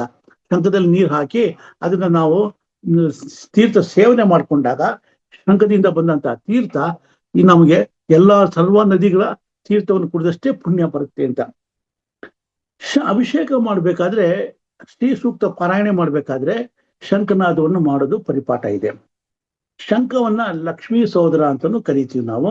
ಶ್ರೀ ಮಹಾವಿಷ್ಣುವಿಗೆ ಪಾತ್ರವಾದಂತ ಶಂಖ ಇದು. ಶ್ರೀದೇವಿ ಪೂಜೆ ಅಂತ ಮಾಡ್ತಾರೆ. ಆ ಪೂಜೆಯಲ್ಲಿ ಶಂಖಕ್ಕೆ ಅಗ್ರಸ್ಥಾನವಾಗಿದೆ. ಪೂಜಾ ಮಂದಿರದಲ್ಲಿ ಒಂದು ಪುಟ್ಟ ಮರದ ವೇದಿಕೆ ಇಡಬೇಕು. ಹೇಗಂದ್ರೆ ಹಾಗೆ ನೆಲದ ಮೇಲೆ ಇಡಬಾರ್ದು. ಪುಟ್ಟದ್ದು ಮರ ಯಾವತ್ತೂ ಶ್ರೇಷ್ಠ. ಕಬ್ಬಣದ್ದು ಅದು ಇದ್ರ ಮೇಲೆ ಹೋಗ್ಬಾರ್ದು. ಒಂದು ಪುಟ್ಟದಾದಂತ ಮರದ ವೇದಿಕೆ ಮಾಡಿ ಇಟ್ಕೋಬೇಕು. ಅದು ಹಲಗೆ ಇದ್ರೆ ಅದ್ರ ಪರವಾಗಿಲ್ಲ, ಪುಟ್ಟದಾಗಿರುವಂಥದ್ದು. ಅದ್ರ ಮೇಲೆ ಶಂಖವನ್ನ ಇಟ್ಟು ಪೂಜೆ ಮಾಡಬೇಕು. ಅದು ಈಶಾನ್ಯ ಭಾಗದಲ್ಲಿ ಇರಬೇಕು. ಶಂಖದೊಳಗೆ ಸಾಮಾನ್ಯವಾಗಿ 1-2 ಉದ್ದರಣೆ ನೀರನ್ನು ಹಾಕಬೇಕು ಬೆಳಗ್ಗೆ ಹೊತ್ತು. ಹಾಕಿ ಅದ್ರ ಮೇಲೆ ಒಂದು ತುಳಸಿ ದಳ ಇಟ್ಟು ಪೂಜೆ ಮಾಡಿದ್ರೆ ಬಹಳ ಒಳ್ಳೇದು ಅಂತ. 4 ಹೊತ್ತು ಪೂಜೆ ಮಾಡಿದ್ರುವುದು ಬಹಳ ಒಳ್ಳೇದು. ಶಂಖದ ಮಧ್ಯಭಾಗದಲ್ಲಿ ವರ್ಣದೇವರು, ಹಿಂಬದಿಯಲ್ಲಿ ಬ್ರಹ್ಮ, ಅಗ್ರಭಾಗದಲ್ಲಿ ಗಂಗಾ ಸರಸ್ವತಿ ಮುಂತಾದ ಮಾತೆಯರು ಇರುತ್ತಾರೆ ಅಂತ ಹೇಳ್ತಾರೆ. ಶಂಖವನ್ನು ಸೂರ್ಯ ಹಾಗೂ ಚಂದ್ರರಿಗೆ ಸಮಾನವಾದ ದೇವತಾ ಸ್ವರೂಪ ಅಂತನೂ ನಾವು ಕರಿತೀವಿ. ನಾವು ಪೂಜಾ ಕಾರ್ಯಕ್ರಮದಲ್ಲಿ ಪೂಜೆಯ ನಂತರ ಶಂಖವನ್ನು ಶ್ರದ್ಧಾ ಭಕ್ತಿಯಿಂದ 2 ಕೈಗಳನ್ನು ಮುಟ್ಟಿ ನಮಸ್ಕಾರ ಮಾಡೋದ್ರಿಂದ ಸಕಲ ಪಾಪಗಳು ನಿವಾರಣೆ ಆಗುತ್ತೆ ಅಂತ ಹೇಳ್ತಾರೆ. ಇವನ್ನೆಲ್ಲ ನಾವು ಫಾಲೋ ಮಾಡೋದ್ರಿಂದ ಸಣ್ಣ ಪುಟ್ಟ ವಿಷಯಗಳನ್ನ ನಾವು ಅಳವಡಿಸ್ಕೊಂಡಾಗ ಶಂಖದಿಂದ ಬಹಳಷ್ಟು ಲಾಭಗಳಿದೆ ನಮ್ಗೆ. ಪೂಜಾ ಸಮಯದಲ್ಲಿ ಅಂತಿಮ ಚರಣದಲ್ಲಿ ಅನುದಿನವೂ ಶಂಖನಾದ ಮಾಡುವುದರಿಂದ ಸಕಲ ಪಾಪಗಳು ನಿವಾರಣೆ ಆಗುತ್ತೆ. ವೈಜ್ಞಾನಿಕ ಸಂಶೋಧನೆ ಪ್ರಕಾರ ಶಂಖದ ಧ್ವನಿಯು ತರಂಗಗಳಿಂದ ಅನೇಕ ಕ್ರಿಮಿಕೀಟಗಳು ನಾಶವಾಗಿರೋದು ಕಂಡು ಬಂದಿದೆ. ಎಲ್ಲಿ ಶಂಖನಾದ ಮಾಡ್ತೀವಿ ದಿನವೂ ಅದು ಬಹಳ ಒಳ್ಳೇದು. ಊದುವ ಶಂಖಕ್ಕೆ ವಾಮಾವೃತಿ ಶಂಖ ಅಂತ ಕರಿತೀವಿ, ಅದು ಮಾಮೂಲು ಅಂತ ಹೇಳ್ತಾ ಇದ್ದೀನಿ. ಶಂಖವನ್ನು ಊದಿದ ಮೇಲೆ ಅದನ್ನ ತೊಳೆದು ಪೂಜಾ ಮಂದಿರದೊಳಗೆ ಇಡಬಾರ್ದು, ಅದನ್ನು ಹೊರಗಡೆ ಇಡಬೇಕು. ಯಾಕೆಂದ್ರೆ ನಾವು ತುಟಿಗೆ ತಗಲಿಸಿ ಎಂಜಿಲು ಮಾಡಿರ್ತೀವಿ, ಅದಕ್ಕೋಸ್ಕರ ಅದನ್ನ ನಾವು ಒಳಗಡೆ ಇಟ್ಕೊಳ್ಳಂಗಿಲ್ಲ, ಅದನ್ನ ಹಾಗೆ ಇಡಬೇಕು. ಇನ್ನು ಶಂಖನಾದ, ಜಾಗಟೆ ಶಬ್ದ ಇವೆಲ್ಲ ಎಲ್ಲಿ ಈ ಶಂಖನಾದ ಜಾಗಟೆಗಳ ಶಬ್ದ ಬರುತ್ತೆ ಅಲ್ಲಿ ಅಸುರಿ ರಾಕ್ಷಸರು ಇರೋದಿಲ್ಲ, ಗುಣಾತ್ಮಕ ಶಕ್ತಿಗಳೆಲ್ಲ ಹೋಗುತ್ತವೆ. ಶಂಖಂ ಚಂದ್ರಾರ್ಕ ದೈವತಂ ಮಧ್ಯೆ ವರ್ಣ ದೇವತೆಯವಷ್ಟೇ ಪ್ರಜಾವತಿ ಅನ್ನತ್ವಂ ಏತತ್ ಶಂಖಂ ಪ್ರಪೂಜ್ಯತೆ ಅಂತ ಹೇಳ್ತಾರೆ. ಪೂಜೆ ಮಾಡುವ ಶಂಖವನ್ನ ಈ ರೀತಿಯಾಗಿ ದಿನ ಸ್ತುತಿಸ್ತಾರೆ, ಅದು ಬಹಳ ಒಳ್ಳೇದು ಅಂತ ಅಂದ್ಬಿಟ್ಟು. ಶಂಖಗಳಲ್ಲಿ ಇನ್ನು ಕೆಲವನ್ನ ನಾವು ಡಿವೈಡ್ ಮಾಡಿ ಹೇಳ್ಬೇಕು ಅಂದ್ರೆ ವಾಲಂಪುರಿ, ಯದಾಂಪುರಿ, ಬಾಲಂ, ಚಾಲಂಕಾಂ ಹಾಗೂ ಪಾಂಚಜನ್ಯಂ ಅಂತ 4 ವಿಧ ಅಂತ ಹೇಳ್ತಾರೆ. ದುಷ್ಟಶಕ್ತಿಗಳನ್ನ ಶಿಕ್ಷಿಸಲು ಶಂಖನಾದವನ್ನ ಮಾಡಬೇಕು. ಅದರಲ್ಲಂತೂ ಮನೆಯಲ್ಲಿ ಶಂಖನಾದವನ್ನ ಸಂಜೆ ಹೊತ್ತು ಮಾಡೋದ್ರಿಂದ, ಸಂಜೆ ಹೊತ್ತು ದುಷ್ಟಶಕ್ತಿಗಳು ಅಂದ್ರೆ ಕತ್ಲಾಗ್ತಾ ಇರುತ್ತಲ್ಲ, ಆ ಟೈಮಲ್ಲಿ ಮನೆ ಒಳಗೆ ಪ್ರವೇಶ ಮಾಡೋ ಚಾನ್ಸಸ್ ಇರುತ್ತೆ. ಅದಕ್ಕೆ ಸಂಜೆ ಹೊತ್ತು ದೀಪ ಹಚ್ಚಿ ಅನ್ನೋದು. ಕತ್ಲಲ್ಲಿ ಕೂತ್ಕೋಬೇಡಿ ಅಂತ ನಾವು ಹೇಳ್ತೀವಿ. ನಾವು ಸಾಯಂಕಾಲದ ಹೊತ್ತು ದೇವತೆಗಳು ಮನೆಗೆ ಬರ್ತಾ ಇರ್ತಾರೆ, ದುಷ್ಟಶಕ್ತಿಗಳು ಬರ್ತಾ ಇರುತ್ತೆ, ಅಶ್ವಿನಿ ದೇವತೆಗಳು ಸಂಚಾರ ಇರುತ್ತೆ. ಆ ಟೈಮಲ್ಲಿ ನಾವು ಕತ್ಲಲ್ಲಿ ಕೂತಿದ್ರೆ ಒಳ್ಳೇದಲ್ಲ, ಅದಕ್ಕೋಸ್ಕರ ಹಾಕ್ಬೇಕು. ಆಮೇಲೆ ಶಂಖನಾದ ಮಾಡೋದ್ರಿಂದ ದೇವರಿಗೆ ತುಂಬಾ ಖುಷಿ ಆಗುತ್ತೆ. ವಿಷ್ಣು ಏನ್ ಮಾಡ್ತಾನೆ, ದೇವತೆಗಳ ವಿರೋಧಿಯಾದಂತ ದುಷ್ಟದಂಬ ಅನ್ನೋ ಒಬ್ಬ ರಾಕ್ಷಸನ್ನ ಸಾಯಿಸ್ತಾನೆ ಅಂತ ಒಂದು ಪ್ರತೀತಿನೂ ಇದೆ. ಪಂಚವಾದ್ಯಗಳ ಬಗ್ಗೆ ಹೇಳ್ಬೇಕು ಅಂತಂದ್ರೆ ಸ್ಥೂಲವಾಗಿ 5 ರೀತಿಯ ವಾದ್ಯಗಳಿಗೆ ಪಂಚವಾದ್ಯ ಅಂತ ಕರೀತಾರೆ. ಅದ್ ಯಾವ್ದಪ್ಪ ಅಂತಂದ್ರೆ ತಂತಿವಾದ್ಯ, ಶಂಖ, ನಾದಸ್ವರ, ಕೊಂಬು, ತಾಳ. 3ರಿಂದ 6ನೇ ಶತಮಾನದವರೆಗೆ ಚಕ್ರವರ್ತಿಗಳು ಪಂಚಮಹಾಶಬ್ದ ಎಂಬ ಬಿರುದನ್ನ ಕೊಡ್ತಾ ಇದ್ರು, ಅವರು ಪಡೀತಾ ಇದ್ರು. ಆಮೇಲೆ ಈ ಪಂಚವಾದ್ಯಗಳು ಬಹಳ ಮುಖ್ಯವಾದಂಥದ್ದು, ಶುಭ ಕಾರ್ಯಗಳಲ್ಲಿ ಬಹಳ ಬೇಕಾಗಿರುವಂಥದ್ದು. ಹಿಂದೂ ಪುರಾಣಗಳ ಪ್ರಕಾರ 18 ಪ್ರಮುಖ ವಾದ್ಯಗಳು ಇದ್ವು, ಅವುಗಳಲ್ಲಿ ಶಂಖವಾದ್ಯವು ಒಂದು. ಹಿಂದೂ ಪುರಾಣಗಳಲ್ಲಿ ಏನು ಹೇಳಿದೆ, ಈ ಪಂಚವಾದ್ಯಗಳು ಒಟ್ಟು ಹೇಳ್ಬೇಕು ಅಂದ್ರೆ 18 ಪ್ರಮುಖ ವಾದ್ಯಗಳಿದೆ. ಅದು ಲಿಸ್ಟು ಇದೆ, ಆ ಲಿಸ್ಟ್ ಹೇಳೋದಷ್ಟು ಸಮಯ ಇಲ್ಲ, ಅದಕ್ಕೆ ಅದನ್ನು ಬಿಡ್ತಾ ಇದ್ದೀನಿ ಅಂತ ಹೇಳ್ತೀನಿ. ಆಮೇಲೆ ಕೃಷ್ಣನ ಪಾಂಚಜನ್ಯದ ವೃತ್ತಾಂತ ಹೇಳ್ಬೇಕು ಅಂದ್ರೆ, ಒಂದು ಪುರಾಣದ ಕಥೆಯ ಪ್ರಕಾರ ಶ್ರೀಕೃಷ್ಣ ಸಮುದ್ರದಲ್ಲಿ ಅಡಗಿದ್ದಂತ ಪಾಂಚಜನ ಎನ್ನುವ ರಾಕ್ಷಸನ್ನ ಕೊಂದು ಆ ಶಂಖವನ್ನು ಪಡೆದನು. ಅದಕ್ಕೆ ಪಾಂಚಜನ್ಯ ಅಂತ ಹೆಸರು ಬಂತು. ಆ ಶಂಖವು ಕೃಷ್ಣನ ಹಸ್ತದಲ್ಲಿ ನೆಲೆಯಾಗಿ ನಿಲ್ಲುತ್ತೆ ಅಂತ ಹೇಳ್ತಾರೆ. ಹಾಗೇನೆ ಬ್ರಹ್ಮವೈವರ್ತ ಪುರಾಣದಲ್ಲಿ ಪ್ರಕೃತಿ ಕಾಂಡದ 18ನೇ ಅಧ್ಯಾಯದಲ್ಲಿ ಒಂದು ಪೌರಾಣಿಕ ಕಥೆಯ ಪ್ರಕಾರ ಭೂಲೋಕದಲ್ಲಿ ಕೃಷ್ಣ ಪರಮ ಸ್ನೇಹಿತನ ಸುಧಾಮ ರಾಧೆಯಿಂದ ಶಾಪಗ್ರಸ್ತನಾಗ್ತಾನೆ. ಆವಾಗ ಅವನು ಶಂಖಚೂಡ ಅಂತ ಒಬ್ಬ ರಾಕ್ಷಸ ಆಗ್ತಾನೆ. ಆ ಮುಂದಕ್ಕೆ ಅವನು ತುಳಸಿ ಜೊತೆಗೆ ವಿವಾಹ ಆಗತ್ತೆ. ಆ ತುಳಸಿ ವಿವಾಹ ಆದ್ಮೇಲೆ ಅವನು ಪರಮ ದುಷ್ಟನಾಗಿರ್ತಾನೆ. ಬಟ್ ತುಳಸಿ ಬಹಳ ಮಹಾ ಸ್ವಾದ್ವಿ ಇರ್ತಾಳೆ.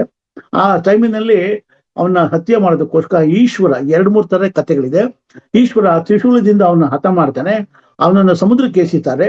ಆಗ ಅಸ್ಥಿಯ ಕೆಲವು ಭಾಗಗಳು ಶಂಖದ ರೂಪದಲ್ಲಿ ಬಂತು, ಹಾಗಾಗಿ ಅದಕ್ಕೆ ಪಾವಿತ್ರತೆ ಬಂತು ಅಂತಾರೆ ಅಂತ ಹೇಳ್ತಾರೆ.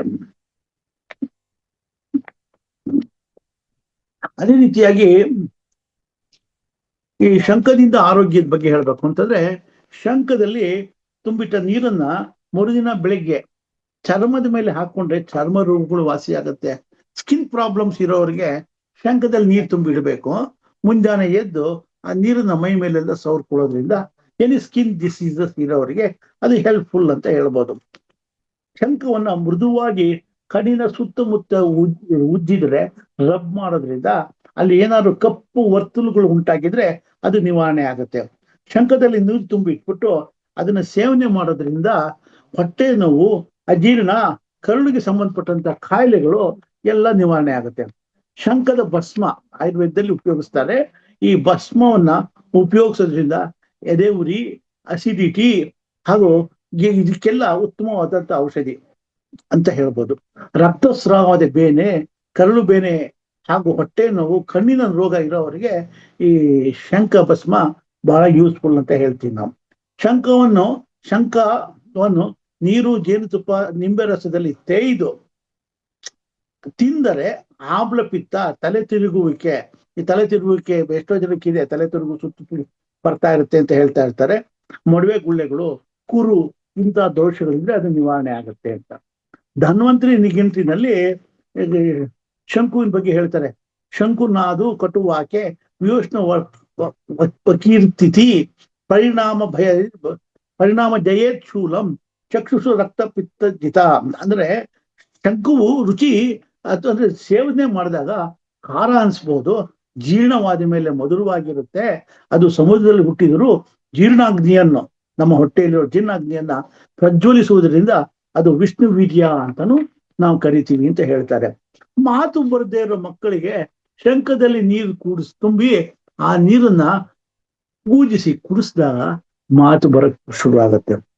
ಈ ಸ್ವರ ಮಂತ್ರ ದೋಷದಿಂದ ಎಷ್ಟೋ ಜನ ಸಾಧನೆ ಮಾಡ್ತಿರ್ತಾರೆ, ಕೊನೆಗೆ ಏನಾಗುತ್ತೆ, ಇದ್ದಕ್ಕಿದ್ದಂಗೆ ಸ್ವರ ನಿಂತು ಹೋಗ್ಬಿಡುತ್ತೆ, ಮೂಕ್ತನ ಬಂದ್ಬಿಡುತ್ತೆ. ಅಂತ ಸಮಯದಲ್ಲಿ ರೋಗಿಗಳಿಗೆ ದಿನವೂ ಶಂಖನ ಊದಬೇಕು, ಅವ್ರ ಕೈಯಲ್ಲಿ ಶಂಖ ಊದಿಸ್ಬೇಕು. ಹಾಗೆ ಮಾಡ್ತಾ ಬಂದ್ರೆ ಶಂಖನಾದ ಮಾಡೋದ್ರಿಂದ ಅವರ ಮೂಗುತನ ಕಮ್ಮಿ ಆಗುತ್ತೆ, ಅಂದ್ರೆ ಇಲ್ಲಿ ವೈಬ್ರೇಷನ್ಸ್ ಕ್ರಿಯೇಟ್ ಆಗಿ ಮತ್ತೆ ಮಾತು ಬರುತ್ತೆ ಅವರಿಗೆ. ಹಾಗೆ ಕಿವುಡುತನ ಇರೋವರಿಗೆ ಕಿವುಡುತನೂ ಹೋಗುತ್ತೆ. ಆಮೇಲೆ ಈ ಸಣ್ಣ ಸಣ್ಣ ಮಕ್ಕಳಿಗೆ, ಮಾತು ಬರದೇ ಇರೋ ಮಕ್ಕಳಿಗೆ ಈ ಪುಟ್ಟ ಪುಟ್ಟ ಶಂಖಗಳಿಂದ ಮಾಲೆ ಮಾಡ್ತಾರೆ, ಸರ. ಈ ನಾವು ನಾರ್ತ್ ಇಂಡಿಯಾ ಟೂರ್ ಹೋದ್ರೆ ಅಲ್ಲಿ ಶಂಖದ ಸರಗಳು ಬಂದಿರುತ್ತೆ. ಅಂತ ಸರಗಳನ್ನ ಹಾಕೋದ್ರಿಂದ ಮಕ್ಕಳಿಗೆ ಸ್ವರ ಚೆನ್ನಾಗಿ ಬರುತ್ತೆ ಅಂತ ಹೇಳ್ತಾರೆ. ಇಷ್ಟೆಲ್ಲ ಆದ್ಮೇಲೆ ಇನ್ನೊಂದು ಸಣ್ಣ ವಿಷಯ ಹೇಳಲೇಬೇಕು ನಿಮಗೆ. ಶಂಖ ವಾಸ್ತುವಿನ ಪ್ರಕಾರ, ಫೆಂಗ್ಶೂ ತತ್ವದ ಪ್ರಕಾರ ಎಷ್ಟು ನಮ್ಗೆ ಒಳ್ಳೇದು ಮಾಡುತ್ತೆ ಅನ್ನೋದನ್ನ, ಇದು ನಮಗೆ ವೆಲ್ತ್ ಅಭಿವೃದ್ಧಿಯನ್ನ ಕೊಡುತ್ತೆ. ಕಪ್ಪೆ ಚಿಪ್ಪುಗಳನ್ನ ನಾವು ಅಗ್ನಿಮೂಲೆ, ಹಾಲ್ನ ಅಗ್ನಿಮೂಲೆಯಲ್ಲಿ ಇಟ್ಟಾಗ ಸಂಪತ್ತು, ಪ್ರಾಸ್ಪರ್ತಿ ಎಲ್ಲ ಒಳ್ಳೆಯುತ್ತೆ.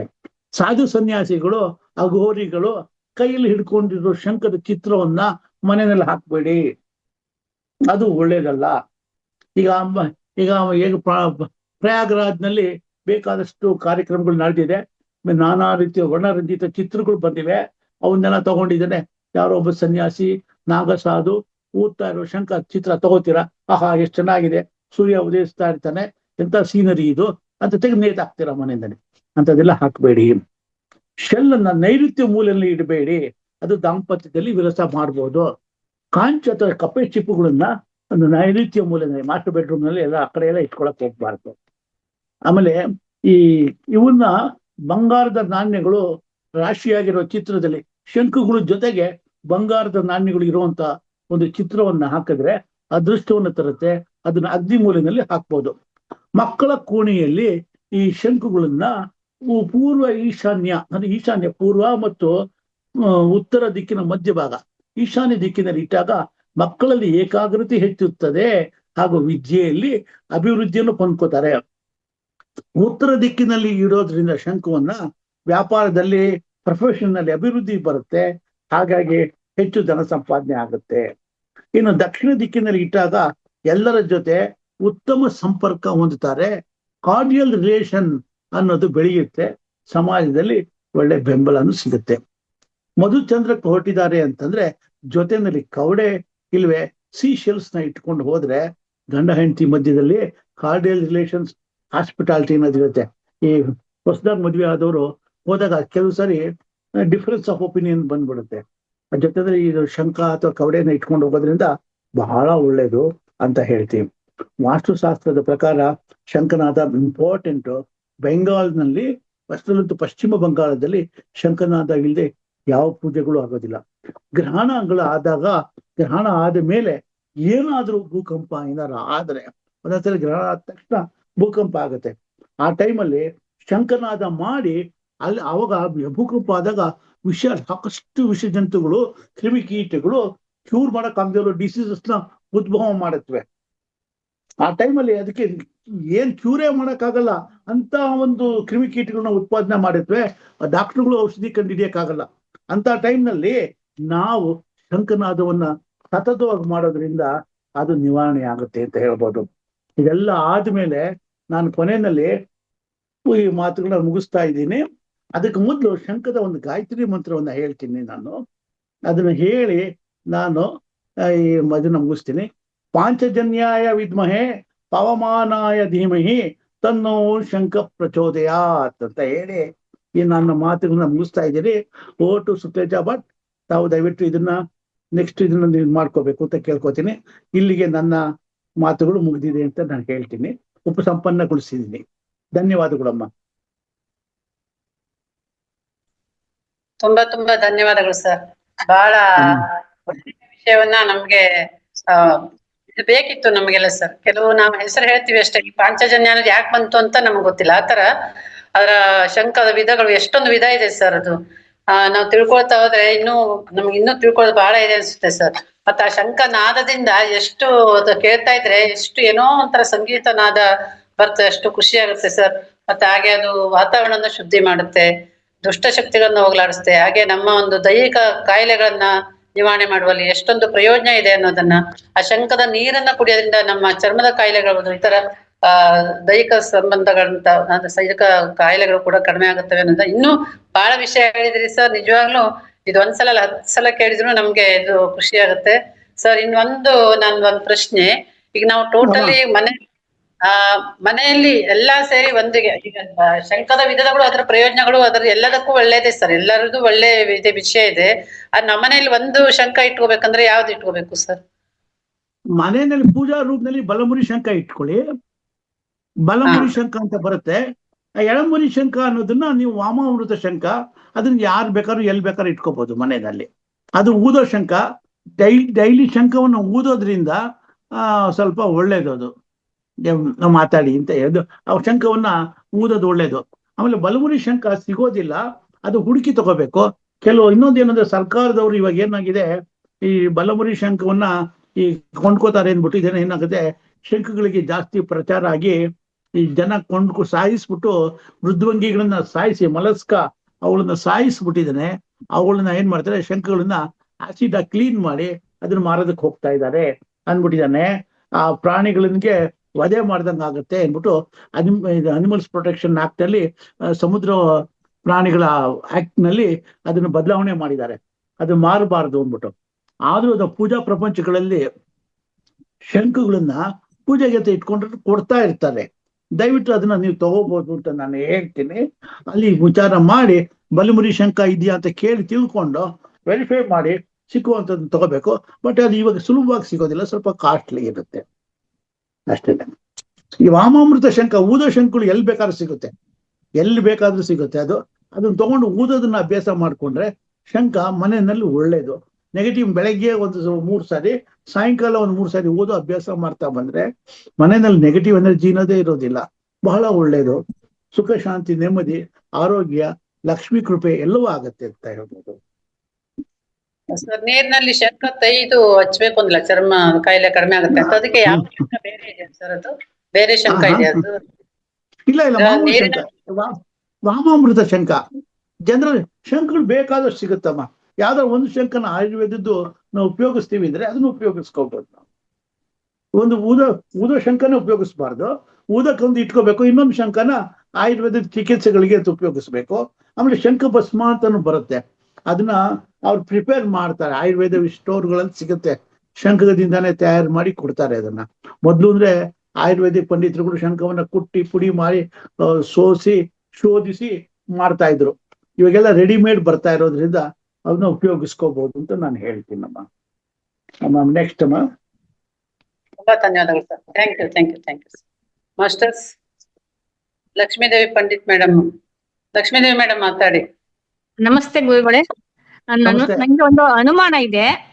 ಶಂಖ ತುಂಬಾ ಶ್ರೇಷ್ಠವಾದ ಒಳ್ಳೇದೇ, ಆದ್ರೆ ಶಂಖ ಬರೋದು ಪ್ರಾಣಿಯಿಂದ ಬರ್ತಾರ ಅಂತ, ಪ್ರಾಣಿ ಹಿಂಸೆ ಆದಂಗ ಆಗುತ್ತಲ್ಲ ಅಂತ ನನ್ಗೆ ಅನ್ಸುತ್ತೆ. ಶಂಖ ಬರೋದು ಪ್ರಾಣಿಯಿಂದ ಅಲ್ವಾ? ಪ್ರಾಣಿಯ ಇದಲ್ವಾ? ಪ್ರಾಣಿಜನ್ಯ ಅಲ್ವಾ? ಶಂಖ ಪ್ರಾಣಿಯಿಂದ ಬರುತ್ತೆ, ಅದನ್ನ ನೀವು ಸಾಯಿಸ್ಬಿಟ್ಟು ಅದನ್ನ ತಗೊಂಬಂದು ನಿಮ್ಮ ಮನೇಲಿ ಇಟ್ಕೊಂಡಾಗ ಅದು ದೋಷ ಆಗತ್ತಮ್ಮ. ಅದು ಸತ್ತ ಮೇಲೆ ದೋಷ ಇಲ್ಲ. ಈಗ ನವಿಲುಗರಿಗಳು ತಾನಾಗ್ ತಾನೇ ಉದುರುತ್ತೆ. ಪ್ರತಿ ವರ್ಷ ನವಿಲು ತನ್ನ ಜೀವನದಲ್ಲಿ ಅದೇನಾಗುತ್ತೆ, ಉದುರುತ್ತೆ ಸೀಸನ್ ಬಂದಾಗೇನೆ. ಅದು ಉದುರಿರೋ ನವಿಲುಗರಿಗಳನ್ನ ಪಿಕ್ ಮಾಡ್ಬೇಕು, ಅದನ್ನ ತಂದು ಮನೆಯಿಂದ ಪೂಜೆಗೆ ಇಟ್ಕೊಂಡ್ರೆ ಅದು ಶ್ರೇಷ್ಠ. ಈಗ ಕೆಲವರು ಏನ್ ಮಾಡ್ತಾರೆ, ನವಿಲುಗಳನ್ನ, ಅದು ರಾಷ್ಟ್ರ ಪಕ್ಷಿ, ಅದನ್ನ ಮುಟ್ಟೋಂಗಿಲ್ಲ. ಅದನ್ನ ಸರ್ಕಾರದವ್ರು ಗೊತ್ತಾದ್ರೆ ಅದನ್ನ ಫೈನ್ ಮಾಡ್ತಾರೆ. ಆ ನವಿಲನ್ನ ಹಿಡ್ಕೊಂಡ್ಬಿಟ್ಟು ತಿನ್ನೋದಕ್ಕೆ ಉಪಯೋಗಿಸ್ತಾರೆ. ಆವಾಗ ಅದನ್ನ ಒಂದೊಂದೇ ಪುಕ್ಕ ಕೀಳ್ತಾರೆ. ಕಿತ್ತಾಗ ಅದು ಪ್ರಾಣ ಹೋಗುತ್ತೆ. ಒಂದೊಂದೇ ಗರಿ ಕಿತ್ತಾಗ ಪ್ರಾಣ ಹೋಗುತ್ತೆ. ಪ್ರಾಣ ಹೋಗ್ತಿದ್ದಂಗೆ ಆ ಗರಿಗಳನ್ನ ತಗೊಂಡ್ಬರ್ತಾರೆ. ಅದು ನೋವಿಂದ ನರಳಿರುತ್ತಲ್ಲ, ಅದು ನಮಗೆ ದೋಷವನ್ನ ಕೊಡುತ್ತೆ, ಇದ್ ಮಾಡುತ್ತೆ. ಉದಾಹರಣೆ ಹೇಳ್ಬೇಕು ಅಂದ್ರೆ, ಒಂದು ಮನೆಯಲ್ಲಿ ಈ ಚಿಟ್ಟೆಗಳನ್ನ, ದೊಡ್ಡ ದೊಡ್ಡ ಚಿಟ್ಟೆಗಳನ್ನ ಸಾಯಿಸ್ಬಿಟ್ಟು ಅವನ್ನ ತಗೊಂಡ್ಬಂದು ಕೆಮಿಕಲ್ ಅಲ್ಲಿ ಪ್ರೋಸೆಸ್ ಮಾಡಿ ಆಸಿಡ್ ನಲ್ಲಿ ಹಾಕಿ ಅದನ್ನ ಒಂದು ಟ್ರಾನ್ಸ್ಪರೆಂಟ್ ಪೇಪರ್ಗೆ ಅಂಟಿಸಿ ಪಶ್ಚಿಮದ ಗೋಡೆಗಳ ಮೇಲೆ ಅಂಟಿಸಿದ್ರು.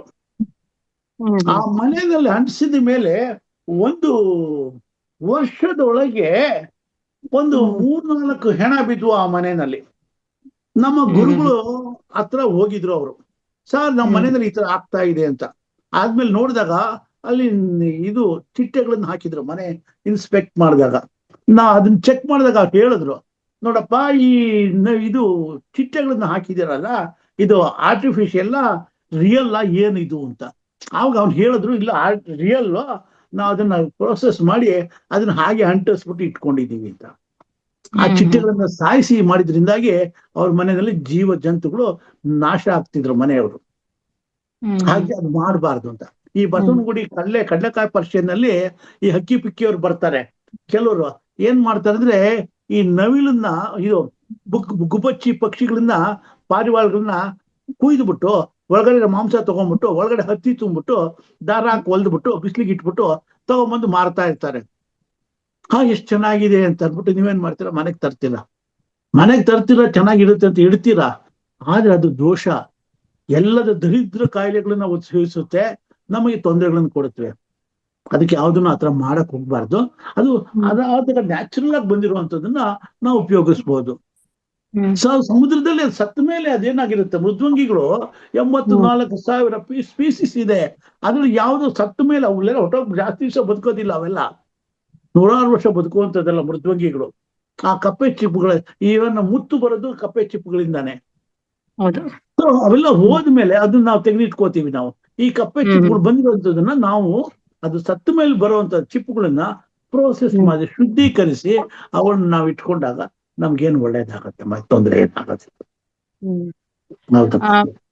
ನಮ್ಗೆ ಇನ್ನೊಂದು ಅನುಮಾನ ಇದೆ ಇದಕ್ಕೆ ಸಂಬಂಧಪಟ್ಟ. ಅಂದ್ರೆ ನಾವು ರೇಷ್ಮೆ ಸೀರೆ ಉಡ್ತೀವಿ ದೇವ್ರ ಪೂಜೆಗೆಲ್ಲ. ರೇಷ್ಮೆ ಸೀರೆ ಉಡೋದು ಕೂಡ ತುಂಬಾ ಭಯ, ನಂಗೆ ಸರಿ ಅನ್ಸುತ್ತಲ್ಲ, ಸರಿ ಅಲ್ಲ ಅನ್ಸುತ್ತಲ್ಲ. ರೇಷ್ಮೆ ಸೀರೆ ಉಡ್ತೀವಿ ದೇವ್ರಿಗೆ ಮಡಿ ಒಳ್ಳೇದ್ ಅನ್ಕೊಂಡು, ಬಟ್ ರೇಷ್ಮೆ ಸೀರೆ ಉಡೋದು ಕೂಡ ಅಷ್ಟು ನಮ್ಗೆ ಸರಿ ಅನ್ಸಲ್ಲ ಅನ್ಸುತ್ತೆ. ಅದ್ರ ಬಗ್ಗೆ ಹೇಳ್ತೀನಿ. ಇಲ್ಲ, ಅದು ಇನ್ನೊಂದಾಗತ್ತಮ್ಮ. ರೇಷ್ಮೆ ಸೀರೆ ಮಡಿಗಿರುವಂತದ್ದು ಉಪಯೋಗಿಸ್ಲೇಬೇಕು, ಉಪಯೋಗಿಸ್ತೀವಿ ಅದನ್ನ, ಅದಕ್ಕೇನ್ ದೋಷ ಇಲ್ಲ. ಆದ್ರೆ ಇನ್ನೊಂದೇನಾಗತ್ತೆ, ದೇವ್ರ ಹತ್ರ ಹೋದಾಗ ದೀಪ ಇರುತ್ತೆ, ಎಣ್ಣೆ ಇರುತ್ತೆ, ಎಣ್ಣೆ ದೀಪ ಬತ್ತಿ ಸೆರ್ ಮಾಡ್ತಿರ್ತೀರ, ಅದೇ ಕೈನಲ್ಲಿ ಸೆರಗು ಮುಟ್ಕೋತೀರಾ, ಸೀರೆ ಎಲ್ಲ ಎಣ್ಣೆ ಆಗತ್ತೆ, ಗಲೀಜಾಗತ್ತೆ. ಎಲ್ಲ ಕೈನಲ್ಲಿ ಒಂದು ಬಟ್ಟೆ ಇಟ್ಕೋಬೇಕು, ಪದೇ ಪದೇ ಒರೆಸ್ಕೋತಾ ಇರ್ಬೇಕು, ಇವೆಲ್ಲ ಇರುತ್ತೆ.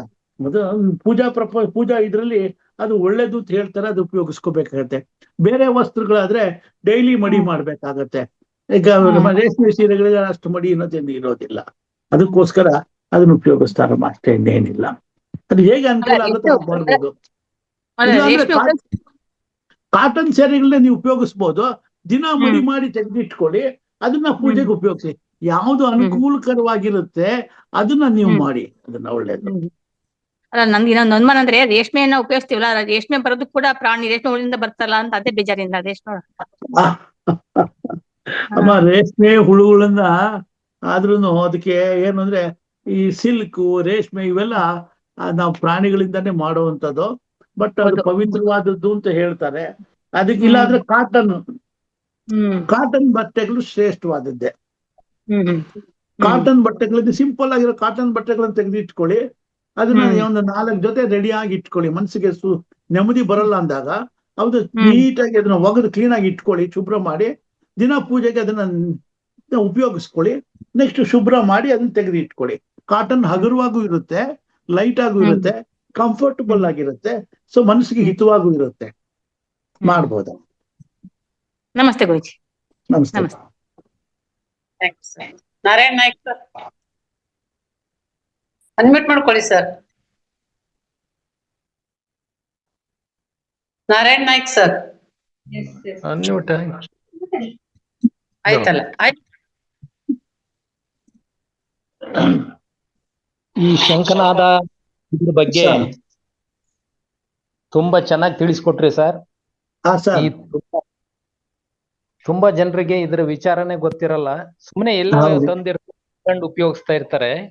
ಆದ್ರೆ ಇದನ್ನ ನಮ್ಮ ಹೇಳಿಕೆ ರೀತಿಯ ಪ್ರಕಾರವಾಗಿ ಅದನ್ನ ತಂದು ಪೂಜೆ ಮಾಡಿ ಅದರ ಉಪಯೋಗಗಳನ್ನ ಪಡ್ಕೊಂಡ್ರೆ ತುಂಬಾ ಉಪಯೋಗ ಆಗುತ್ತೆ. ತುಂಬಾ ಧನ್ಯವಾದಗಳು ಧನ್ಯವಾದಗಳು ಧನ್ಯವಾದಗಳು sir. Thank you sir. Thank you sir. Thank you sir. Naratnamma madam. ನಮಸ್ತೆ ಮೇಡಮ್. ನಮಸ್ತೆ ಗುರುಗಳೇ.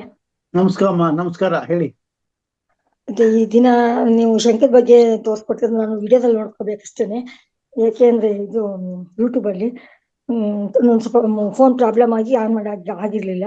ಇವಾಗ ವಿಷಯ ಬೇಕಾಗಿತ್ತು, ಮತ್ತೆ ನಾಳೆ ಹೇಳ್ತೀನಿ. ಮತ್ತೆ ಲಕ್ಷ್ಮೀ ದೇವಮ್ಮ ಅವರು ಕೇಳಿದ್ರಲ್ಲ, ಅದನ್ನ ಅವ್ರು ಹೇಳಿದ್ದಕ್ಕೆ ಅದೇ ರೇಷ್ಮೆ ಬಟ್ಟೆ ಆಗ್ಲಿ, ಮತ್ತೆ ನಾವು ದೇವ್ರ ಪೂಜೆಗೆ ಬಳಸುವಂತ ಎಲ್ಲಾ ಪದಾರ್ಥಗಳನ್ನು ಎಂಜಲೆ ಇರುತ್ತೆ. ಜೇನುತುಪ್ಪ ಒಂದು ನೊಣವಿನ ಎಂಜಲಾಗಿರುತ್ತೆ. ಗೋಮೂತ್ರ ಬಳಸ್ತೀವಿ ಅಮ್ಮ. ಗೋಮೂತ್ರಕ್ಕೆ ದೋಷನೇ ಇಲ್ಲ. ಆಮೇಲೆ ಅದಕ್ಕೆ ನಾವು ಜೇನುತುಪ್ಪದಲ್ಲಿ ಜ್ಯೇಷ್ಠ ಮಧು ಅಂತ ಹೇಳ್ತೀವಮ್ಮ. ನಾವು ಹಿಂದೆ ಲೆಕ್ಚರ್ ನಲ್ಲಿ ಹೇಳಿದ್ನಲ್ಲ, ಜ್ಯೇಷ್ಠ ಮಧು ಅನ್ನೋದನ್ನ ಉಪಯೋಗಿಸೋದ್ರಿಂದ ದೋಷ ಇಲ್ಲ. ಅದೇ ಅವ್ರು ಕೇಳಿದ್ರಲ್ಲ ಆ ಕ್ವಶನ್ ನಾನು ಹೇಳ್ತಾ ಇರೋದು. ನಾವು ಬಳಸೋದು ಸಗಣಿ ಆಗ್ಲಿ ಎಲ್ಲಾ ಕೂಡ ಎಲ್ಲ ನಮ್ಗೆ ಒಂಥರ ಪಾಣಿಜನ್ಯ ಅವೆಲ್ಲ ಬಳಸಬಾರ್ದು ಅಂತೆಲ್ಲ ಅನ್ಸುತ್ತೆ. ಬಟ್ ದೇವರೇ ಅದಕ್ಕೆ ಕ್ಷಮಾಪಣೆ ಕೊಟ್ಬಿಟ್ಟು ಅದನ್ನೆಲ್ಲ ಬಳಸ್ಬೇಕು ಅಂತಾನೆ ಎಲ್ಲ ಈ ರೀತಿ ಎಲ್ಲ ಮಾಡಿರೋದ್ರಿಂದ ನಾವು ಅದನ್ನ ಇಲ್ಲ ಕೇಳಿ, ಗೋವಿಂದಕ್ಕೆ ದೋಷನೇ ಬರಲ್ಲ. ಯಾಕೆಂದ್ರೆ ಅದು 33 ಕೋಟಿ ದೇವತೆಗಳು ಅದರಲ್ಲಿ ವಾಸಿಸ್ತಾ ಇದ್ದಾರೆ. ಹಸುವಿನಲ್ಲಿ ಎಲ್ಲ ದೇವತೆಗಳು ಇದ್ದಾರೆ ಅಲ್ಲಿ. ಏನಿಲ್ಲ, ಯಾರಾದ್ರೂ ಕ್ಯಾನ್ಸರ್ ಪೇಷಂಟ್ ಇದ್ರೆ ಒಂದು 6 ಸತ್ತೋಗ್ತಾರೆ ಅಂತ ಹೇಳಿದ್ರೆ ಒಂದು 6 ತಿಂಗಳು ಕರ್ಕೊಂಡು ಹೋಗಿದ್ದೇನೆ ಒಂದು ಗೋಶಾಲೆನಲ್ಲಿ ಜೀವನ ಮಾಡಕ್ ಹೇಳಿ. ದಿನ ಗೋವುಗಳಿಗೆ ತೊಳೆಯೋದು, ಅದ್ರ ಸವಾಸದಲ್ಲಿ ಇರೋದು, ಬೆಳಗ್ಗೆಯಿಂದ ಸಾಯಂಕಾಲದವರೆಗೆ ಹಸುಗ್ ಮೇವು ಹಾಕೋದು, ಅದ್ರ ಉಸಿರಾಡೋದ್ ಜೊತೆ ತಾವು ಉಸಿರಾಡ್ಕೊಂಡು ಅದ್ರ ಜೊತೆ ಓಡಾಡ್ಕೊಂಡಿದ್ರೆ 6 ತಿಂಗಳಲ್ಲಿ ಅವ್ರಿಗೆ ಯಾವುದೇ ಕಾಯಿಲೆಗಳು ಇರೋದಿಲ್ಲ. ಲಕ್ಷ್ಮೀ ದೇವಮ್ಮ ಅವ್ರು ಹೇಳಿದ್ರಲ್ಲ, ಅದು ಹುಳುವಿನಿಂದ ಬಂದಿರೋದು, ಅದು ಕೊಲ್ತೀವಿ ಅಂತ ಅಂದ್ರಲ್ಲ, ಅದಕ್ಕೆ ಹೇಳ್ತಾ ಇರೋದು. ನಾವು ದೇವರಿಗೆ ಅಭಿಷೇಕ ಬಳಸೋ ಎಲ್ಲ ಪದಾರ್ಥಗಳನ್ನು ದೇವರೇ ಅದಕ್ಕೆ ಕ್ಷಮಾಪಣೆ ಕೊಟ್ಬಿಟ್ಟು ಎಲ್ಲ ಬಳಸ್ಬೇಕು ಅಂತಾನೆ ಹೇಳಿರೋದು. ಗೋಮೂತ್ರ, ಗೋತ್ಯಾಜ್ಯ, ಮತ್ತೆ ಜೇನುತುಪ್ಪ, ರೇಷ್ಮೆ ಸೀರೆ. ರೇಷ್ಮೆ ಒಂದು ಹುಳುವಿನ ಸಾಯಿಸಿನೇ ಅದನ್ನ ಬರೋದು. ಅದಕ್ಕೆ ದೇವರೇನೆ ಮತ್ತೆ ಒಂದು ಕ್ಷಮಾಪಣೆ ಕೊಟ್ಟು ಇಂಥ ಪದಾರ್ಥಗಳೆಲ್ಲಾನು ನಾನೇ ಅದನ್ನ ಆಜ್ಞೆ ಕೊಟ್ಟಿದ್ದೀನಿ ಅಂತ ಕೊಟ್ಟಿರೋದ್ರಿಂದ ಅವೆಲ್ಲ ದೋಷ ಇಲ್ಲ ಅಂತ ಹೇಳ್ತಾ ಇದೀನಿ ಅಷ್ಟೇನೆ ಸರ್. ಹೌದಮ್ಮ, ಹೌದಮ್ಮ, ಹೌದು. ಯಾವ್ದೋ ಒಂದು ಬುಕ್ಕಲ್ಲಿ ನೋಡಿದ್ದೆ ನಾನು ಇದಕ್ಕೆಲ್ಲ. ಬುಕ್ಕಲ್ಲೇ ಇದೆ, ಲಾಸ್ಟ್ ಅಲ್ಲಿ 1 ಪೇಜ್ ಅಲ್ಲಿ ಕೊಟ್ಟಿದ್ದಾರೆ, ಓದಿದೀನಿ, ಅದಕ್ಕೆ ಹೇಳಿದೆ ಅಷ್ಟೇ. ನನ್ನ ಮಗ ಒಂದ್ ಶಂಕು ತಂದಿದ್ದಾನೆ, ಇದಕ್ಕೆ ಹೋಗಿದ್ದ ಪ್ರಯಾಗ್ರಾಜ್ಗೆ. ಆ ಶಂಕು ತೋರಿಸ್ತೀನಿ, ಇದು ಯಾವ ರೀತಿ ಇದು ಊದಕ್ಕೆಲ್ಲ ಬರಲ್ಲ, ಬಟ್ ನಾವ್ ಇಟ್ಕೊಂಡು ಡೈರಿ ನೋಡಿ ಈ ತರ ಇದೆ. ಇದು ತಳ್ಕೊಂಬಳ್ಕ ಮಾಡಿ ತೋರಿಸಿ, ಹಿಂಗ್ ಮಾಡಿ ಮೇಲ್ಮುಖ ಮಾಡಿ. ಇಲ್ಲಿ ತೋರಿಸಿ, ಸ್ವಲ್ಪ ಮೇಲ್ ಮಾಡಿ. ಇದು ವಾಮಾಮೃತ ಶಂಖ ಅಮ್ಮ. ಇದು ಮೂತಿ ತೋರಿಸಿ, ಅದ್ರದ್ದು ಮೂತಿ ತೋರಿಸಿ, ಮುಂಭಾಗ ತೋರಿಸಿ. ಇದು ಊದ್ಬೋದು. ಇದು ಅದ್ರ ಹಿಂಭಾಗ ತೋರಿಸಿ, ಅದ್ರ ಹಿಂಭಾಗ ತೋರಿಸಿ, ಉಲ್ಟಾ ಮಾಡಿ. ಈ ಕಡೆಯಿಂದ ಊದ್ಬೋದಮ್ಮ. ಇದು ಹೋಲ್ ಇಲ್ಲ ಅನ್ಸುತ್ತೆ, ಇರ್ಲಿಕ್ಕೆ ಹೋಲ್ ಇಲ್ಲ ಅಂದ್ರೆ ಬರಲ್ಲ. ಇದು ಹೋಲ್ ಇಲ್ಲ ಅನ್ಸುತ್ತೆ, ಊದಕ್ ಬರಲ್ಲ, ಇದು ಊದಕ್ ಬರಲ್ಲ. ಸುಮ್ನೆ ಇಡ್ಬೋದು ಮನೆಯಲ್ಲಿ, ಪೂಜೆ ಮಾಡಕ್ಕೆ. ಊದ ಶಂಖ ಉಪಯೋಗಿಸಿದ್ರೆ ಒಳ್ಳೇದಮ್ಮ. ಮತ್ತೆ ಕವಡೆಗಳು ತಂದಿದ್ದಾನೆ. ಆ ಕವಡೆಗಳು ನನಗೇನು ಅಷ್ಟು 2 ತಗೊಂಡ್ಬಂದಿದ್ದಾನೆ. ನಾನು ಸಣ್ಣ ಕವಡೆಗಳು ತಗೊಂಬ ಅಂತ ಹೇಳಿ ನೋಡಿ, ಈ ತರ ಕವಡೆಗಳು ತಂದಿದ್ದಾನೆ. ಓಹೋ, ಕವಡೆಗಳು ಇಡೀ ಒಳ್ಳೇದು. ನೆಗೆಟಿವ್ ಎನರ್ಜಿ ದೂರ ಮಾಡುತ್ತೆ. ಕವಡೆಗಳಲ್ಲಿ 2-3 ತರ ಇದೆ. ಹಸಿರು ಬಣ್ಣದ ಕವಡೆನ ಲಕ್ಷ್ಮಿಗೆ ಬಹಳ ಪ್ರಿಯವಾದ್ದು ಅಂತ ಹೇಳ್ತೀವಿ. ಲಕ್ಷ್ಮಿ ಬಹಳ ಇಷ್ಟಪಡ್ತಾಳಂತೆ ಹಸಿರು ಬಣ್ಣದ ಕವಡೆನ. ಅದನ್ನ 6 ಕವಡೆಗಳನ್ನ ದೇವ್ರ ಮೇಲೆ ಪೂಜೆ ಮಾಡಿ ಅದನ್ನ ಕ್ಯಾಶ್ ಬಾಕ್ಸ್ ಅಲ್ಲಿ ಇಡೋದು ಬಹಳ ಒಳ್ಳೇದು. ಮನೆಯಲ್ಲಿ ಇಟ್ಕೊಳ್ಳೋದು ಒಳ್ಳೇದಮ್ಮ. ಅದು ತುಂಬಾ ಒಳ್ಳೇದು. ಪೂಜೆ ಇಟ್ಕೊಂಡಿದೀನಿ ಗುರುಗಳೇ. ಇದನ್ನ ಬಿಡಿ, ಪೂಜೆಗೆ ಇಡ್ಬೋದು, ಮಾಡ್ಬೋದು, ಏನ್ ತೊಂದ್ರೆ ಏನಿಲ್ಲ, ಅದು ತೊಂದ್ರೆ ಏನಿಲ್ಲ. ಆಮೇಲೆ ಇನ್ನೊಂದು ಏನು ಅಂದ್ರೆ, ಈಗ ಕೊನೆಯಲ್ಲಿ ಹೇಳ್ತೀನಿ ಅಂತಂದೆ ಒಂದು ವಿಷಯ. ಗೋಮತಿ ಚಕ್ರ, ಇದು ಮಲಸ್ಕಾ ಗ್ರೂಪ್ಗೆ ಬರುವಂತದ್ದು. ಗೋಮತಿ ಚಕ್ರ ಅನ್ನೋದು ಬಹಳ ಪವಿತ್ರವಾದ್ದು, ಬಹಳ ಪ್ರಮುಖವಾದಂತದ್ದು. ಈ ಗೋಮತಿ ಚಕ್ರಗಳನ್ನ ಮನೆಯಲ್ಲಿ ಪೂಜೆ ಮಾಡಿ ಶುಕ್ಲ ಪಕ್ಷ ಗೋಮತಿ ಚಕ್ರನು ಹೌದಮ್ಮ, ಹೌದು, ಬಹಳ ಒಳ್ಳೇದಮ್ಮ ಅವೆಲ್ಲ. ಅದು ಲಕ್ಷ್ಮಿಗೆ ಸಮುದ್ರದಲ್ಲಿ ಬಂದಂತವು ಅಂತ ಹೇಳ್ತಾರೆ, ಲಕ್ಷ್ಮಿಗೆ ಪ್ರಿಯವಾದದ್ದು ಅಂತ ಹೇಳ್ತಾರೆ. ಅವುಗಳನ್ನ ಮನೇಲಿ ಇಡೋದು ಒಳ್ಳೇದಮ್ಮ. ಅದನ್ನ ದೇವ್ರ ಮನೆಯಲ್ಲಿ ಪೂಜೆ ಮಾಡಿ ಒಂದು ಪುಟ್ಟ ಬೆಳ್ಳಿ ಬಣ್ಣದಲ್ಲಿ ಇಟ್ಬಿಟ್ಟು ಪೂಜೆ ಮಾಡಿ, ಒಳ್ಳೇದು. ಲಕ್ಷ್ಮಿ ಮುಂದೆ ಕಳಶ ಇಡ್ತೀವಲ್ಲ, ಕಳಶ ಮುಂದೆ ಇಟ್ಕೊಂಡು ಪೂಜೆ ಮಾಡ್ತಾ ಇದ್ದೀನಿ. ಮಾಡಿ, ಒಳ್ಳೇದಮ್ಮ. ನಮಸ್ಕಾರ. ನಮಸ್ತೆ. ನಮಸ್ತೆ ಗುರುಜಿ. ನಮಸ್ತೆ ಅಮ್ಮ. ಶಂಕು ಬಗ್ಗೆ ಅಂತ ತುಂಬಾ ಅದ್ಭುತವಾಗಿ ಕಾರ್ಯಕ್ರಮ ಮೂಡಿ ಬಂತು. ಹಾಗೆ ಮಾಸ್ಟರ್, ಇನ್ನೊಂದು ಮಾಸ್ಟರ್ಸ್, ಇಲ್ಲಿ ವಿಡಿಯೋನ ಶೇರ್ ಮಾಡಿದೀವಿ ಮಾಸ್ಟರ್ಸ್. ನಮ್ಮ ಸತ್ಯೇಂದ್ರ ಕುಮಾರ್ ಸರ್ ಮೊದಲನೇ ದಿನ ಏನ್ ತರಗತಿ ತಗೊಂಡಿದ್ರು ಅದ್ರ ಬಗ್ಗೆ ವಿಡಿಯೋನ ಶೇರ್ ಮಾಡಿದ್ದೀವಿ. ತದನಂತರ ಮಾತು ಮಂತ್ರವಾದಾಗಂತ ನಿನ್ನೆ ಬಗ್ಗೆ ವಿಡಿಯೋನು ಸಹ ನಾವು ಶೇರ್ ಮಾಡಿದ್ದೀವಿ. ಲೈಕ್ ಮಾಡಿ, ಶೇರ್ ಮಾಡಿ, ಕಮೆಂಟ್ ಮಾಡಿ. ಅತಿ ಹೆಚ್ಚು ಜನ ನೋಡೋದ್ರಿಂದ, ಲೈಕ್ ಮಾಡೋದ್ರಿಂದ ಏನಿದೆ ಈ ವಿಡಿಯೋದಲ್ಲಿ ಅಂತ ಹೇಳಿ ಬೇರೆಯವರಿಗೆ ನೋಡ್ಲಿಕ್ಕೆ ಉಪಯೋಗ ಆಗುತ್ತೆ ಅಂತೇಳಿ ಲೈಕ್ ಮಾಡೋದನ್ನ ಈ ತಿಂಗಳಿಂದ ಸ್ವಲ್ಪ ತಗೊಂಡಿದ್ದೀವಿ, ಕಾರ್ಯಕ್ರಮವನ್ನ ಜಾರಿ ತಗೊಂಡಿದ್ದೀವಿ. ಹಾಗಾಗಿ ಎಲ್ರು ಲೈಕ್ ಮಾಡಿ, ಶೇರ್ ಮಾಡಿ, ಕಮೆಂಟ್ ಮಾಡಿ ಅಂತ ಹೇಳ್ತಾ, ನಮ್ಮ ಸತ್ಯೇಂದ್ರ ಕುಮಾರ್ ಸರ್ ಹತ್ರಕ್ಕೆ ನಾನು ಒಂದು ಪ್ರಶ್ನೆ ಇದೆ ಗುರುಜಿ. ಹೇಳಿ. ಅದು ಮಾತು ಬರದ ಮಕ್ಕಳಿಗೆ ಅಥವಾ ನೀರ್ ಕುಡಿಸ್ಬೇಕು ಅಂತ ಹೇಳಿದ್ರಲ್ಲ, ಇಡೀ ರಾತ್ರಿ ಎಲ್ಲ ನೀರ್ ಇಡ್ಬೇಕಾ ಗುರುಜಿ ಅದ್ರೊಳಗೆ? ಇಲ್ಲ ಮ್ಯಾಮ್, ರಾತ್ರಿ ನೀರ್ ಇಟ್ಬಿಟ್ಟು ಕುಡಿಸ್ಬೋದು. ರಾತ್ರಿ ಹೊತ್ತು ನೀರ್ ಇಟ್ಬಿಟ್ಟು ಅಡಿಗೆ ಮನೇಲಿ, ಆಮೇಲೆ ಬೆಳಗ್ಗೆ ಏನಾಗುತ್ತೆ ಅಂದ್ರೆ ಅದನ್ನ ಹಾಗೆ ಇಟ್ಟಿದ್ರೆ ಜಿಲ್ಲೆಗಳೆಲ್ಲ ಓಡಾಡ್ಬಿಟ್ಟಿರುತ್ತೆ. ಇಲ್ಲ, ಅದನ್ನ ಮುಚ್ಚಿ ಇಡ್ಬೇಕಾಗತ್ತೆ ನಾವು. ದೇವ್ರ ಮನೆಯಲ್ಲಿ ಪೂಜಾ ಸಮಯದಲ್ಲಿ ಶಂಖದಲ್ಲಿ ನೀರ್ ಹಾಕಿಡಿ. ಆ ನೀರನ್ನ ಪೂಜೆ ಮುಗಿದ ನಂತರ 1 2 hours ಇರುತ್ತೆ. ಆಮೇಲೆ ಅದನ್ನ ತಗೊಂಡು ಅದನ್ನ ಕುಡಿಸೋದು ಬಹಳ ಒಳ್ಳೇದದು. ಅರ್ಥ ಆಯ್ತಮ್ಮ? ಅದಕ್ಕೋಸ್ಕರನೇ ಈಗ ನಮ್ಮ ಲಕ್ಷ್ಮೀ ದೇವಿ ಪಂಡಿತ್ ಮೇಡಮ್ ಕೇಳುವಂತ ಪ್ರಶ್ನೆಗಳು ಹಲವಾರು ಜನಕ್ಕೆ ಉತ್ತರ ಸಿಕ್ಕೋ ಹಾಗಾಗುತ್ತೆ. ಅವರು ಕೇಳುವ ಪ್ರಶ್ನೆಗಳು. ಅವ್ರಿಗೂ ಸಹ ಮತ್ತೊಮ್ಮೆ ನಮಸ್ಕಾರಗಳನ್ನ ಹೇಳ್ತಿದ್ದೀನಿ. ನೆಕ್ಸ್ಟ್ ವಿಡಿಯೋನ ಕಳಿಸಿದ್ದೀನಿ ಚಾಟ್ ಬಾಕ್ಸ್ ಅಲ್ಲಿ. ಲೈಕ್ ಮಾಡಿ, ಲೈಕ್ ಮಾಡಿದವರು ಎಸ್ ಅಂತ ಒಂದು ನನಗೆ ಮೆಸೇಜ್ ಹಾಕಿದ್ರೆ ಇಲ್ಲಿ ಗೊತ್ತಾಗುತ್ತೆ ಮಾಸ್ಟರ್ಸ್ ಎಷ್ಟು ಜನ ಲೈಕ್ ಮಾಡಿದ್ದಾರೆ ಅಂತಂದೇಳಿ. ಮತ್ತೆ ಯಾರಾದ್ರೂ ಮಾತಾಡೋ ಇದ್ರೆ ಮಾಸ್ಟರ್ಸ್, ಸರ್ ಇದಾರೆ ನಮ್ ಜೊತೆ, ಏನಾದ್ರು ಪ್ರಶ್ನೆಗಳು ಇದ್ರೆ ಕೇಳಬಹುದು. ಎಸ್ ಸರ್, ಮೆಸೇಜ್ಗಳು ಬರ್ತಾ ಇದಾವೆ ಎಸ್ ಅಂತಂದೇಳಿ. Thank you masters. Thank you.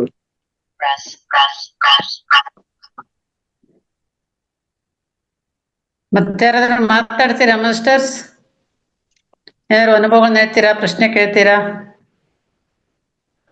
ಇಲ್ಲ. ರತ್ನಾ ಮ್ಯಾಮ್ ನಮಸ್ತೆ. ನಮಸ್ತೆ ಮ್ಯಾಮ್. ನಮಸ್ತೆ. ಅಂದ್ರೆ ನೆಟ್ವರ್ಕ್ ಪ್ರಾಬ್ಲಮ್ ಕಟ್ ಆಗ್ತಾ ಇದೆ, ಹೋಗ್ತಾ ಇದೆ, ಹಂಗಾಗಿ ಸರಿಯಾಗಿ ನಾನು ಕೇಳಿಸ್ಕೊಂಡಿಲ್ಲ.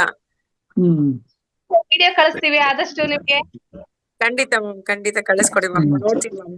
ನಾನು ಪ್ರತಿಯೊಂದು ವಿಡಿಯೋ ನೋಡ್ತಾ ಇರ್ತೀನಿ ಮ್ಯಾಮ್, ಮಿಸ್ ಮಾಡಲ್ಲ. Okay, thank you. 3 ದಿನದಿಂದ ನೆಟ್ವರ್ಕ್ ಪ್ರಾಬ್ಲಮ್ ತುಂಬಾ. ಜಿಯೋ ಅದು ಏನೋ ಪ್ರಾಬ್ಲಮ್ ಆಗಿದೆ, ಇದು ಹೋಗ್ತಾ ಇದೆ, ಹಾಗಾಗಿ ಸರಿಯಾಗಿ ಅಟೆಂಡ್ ಆಗ್ತಾ ಇಲ್ಲ. Thank you ma'am. ಧನ್ಯವಾದಗಳು ಸರ್.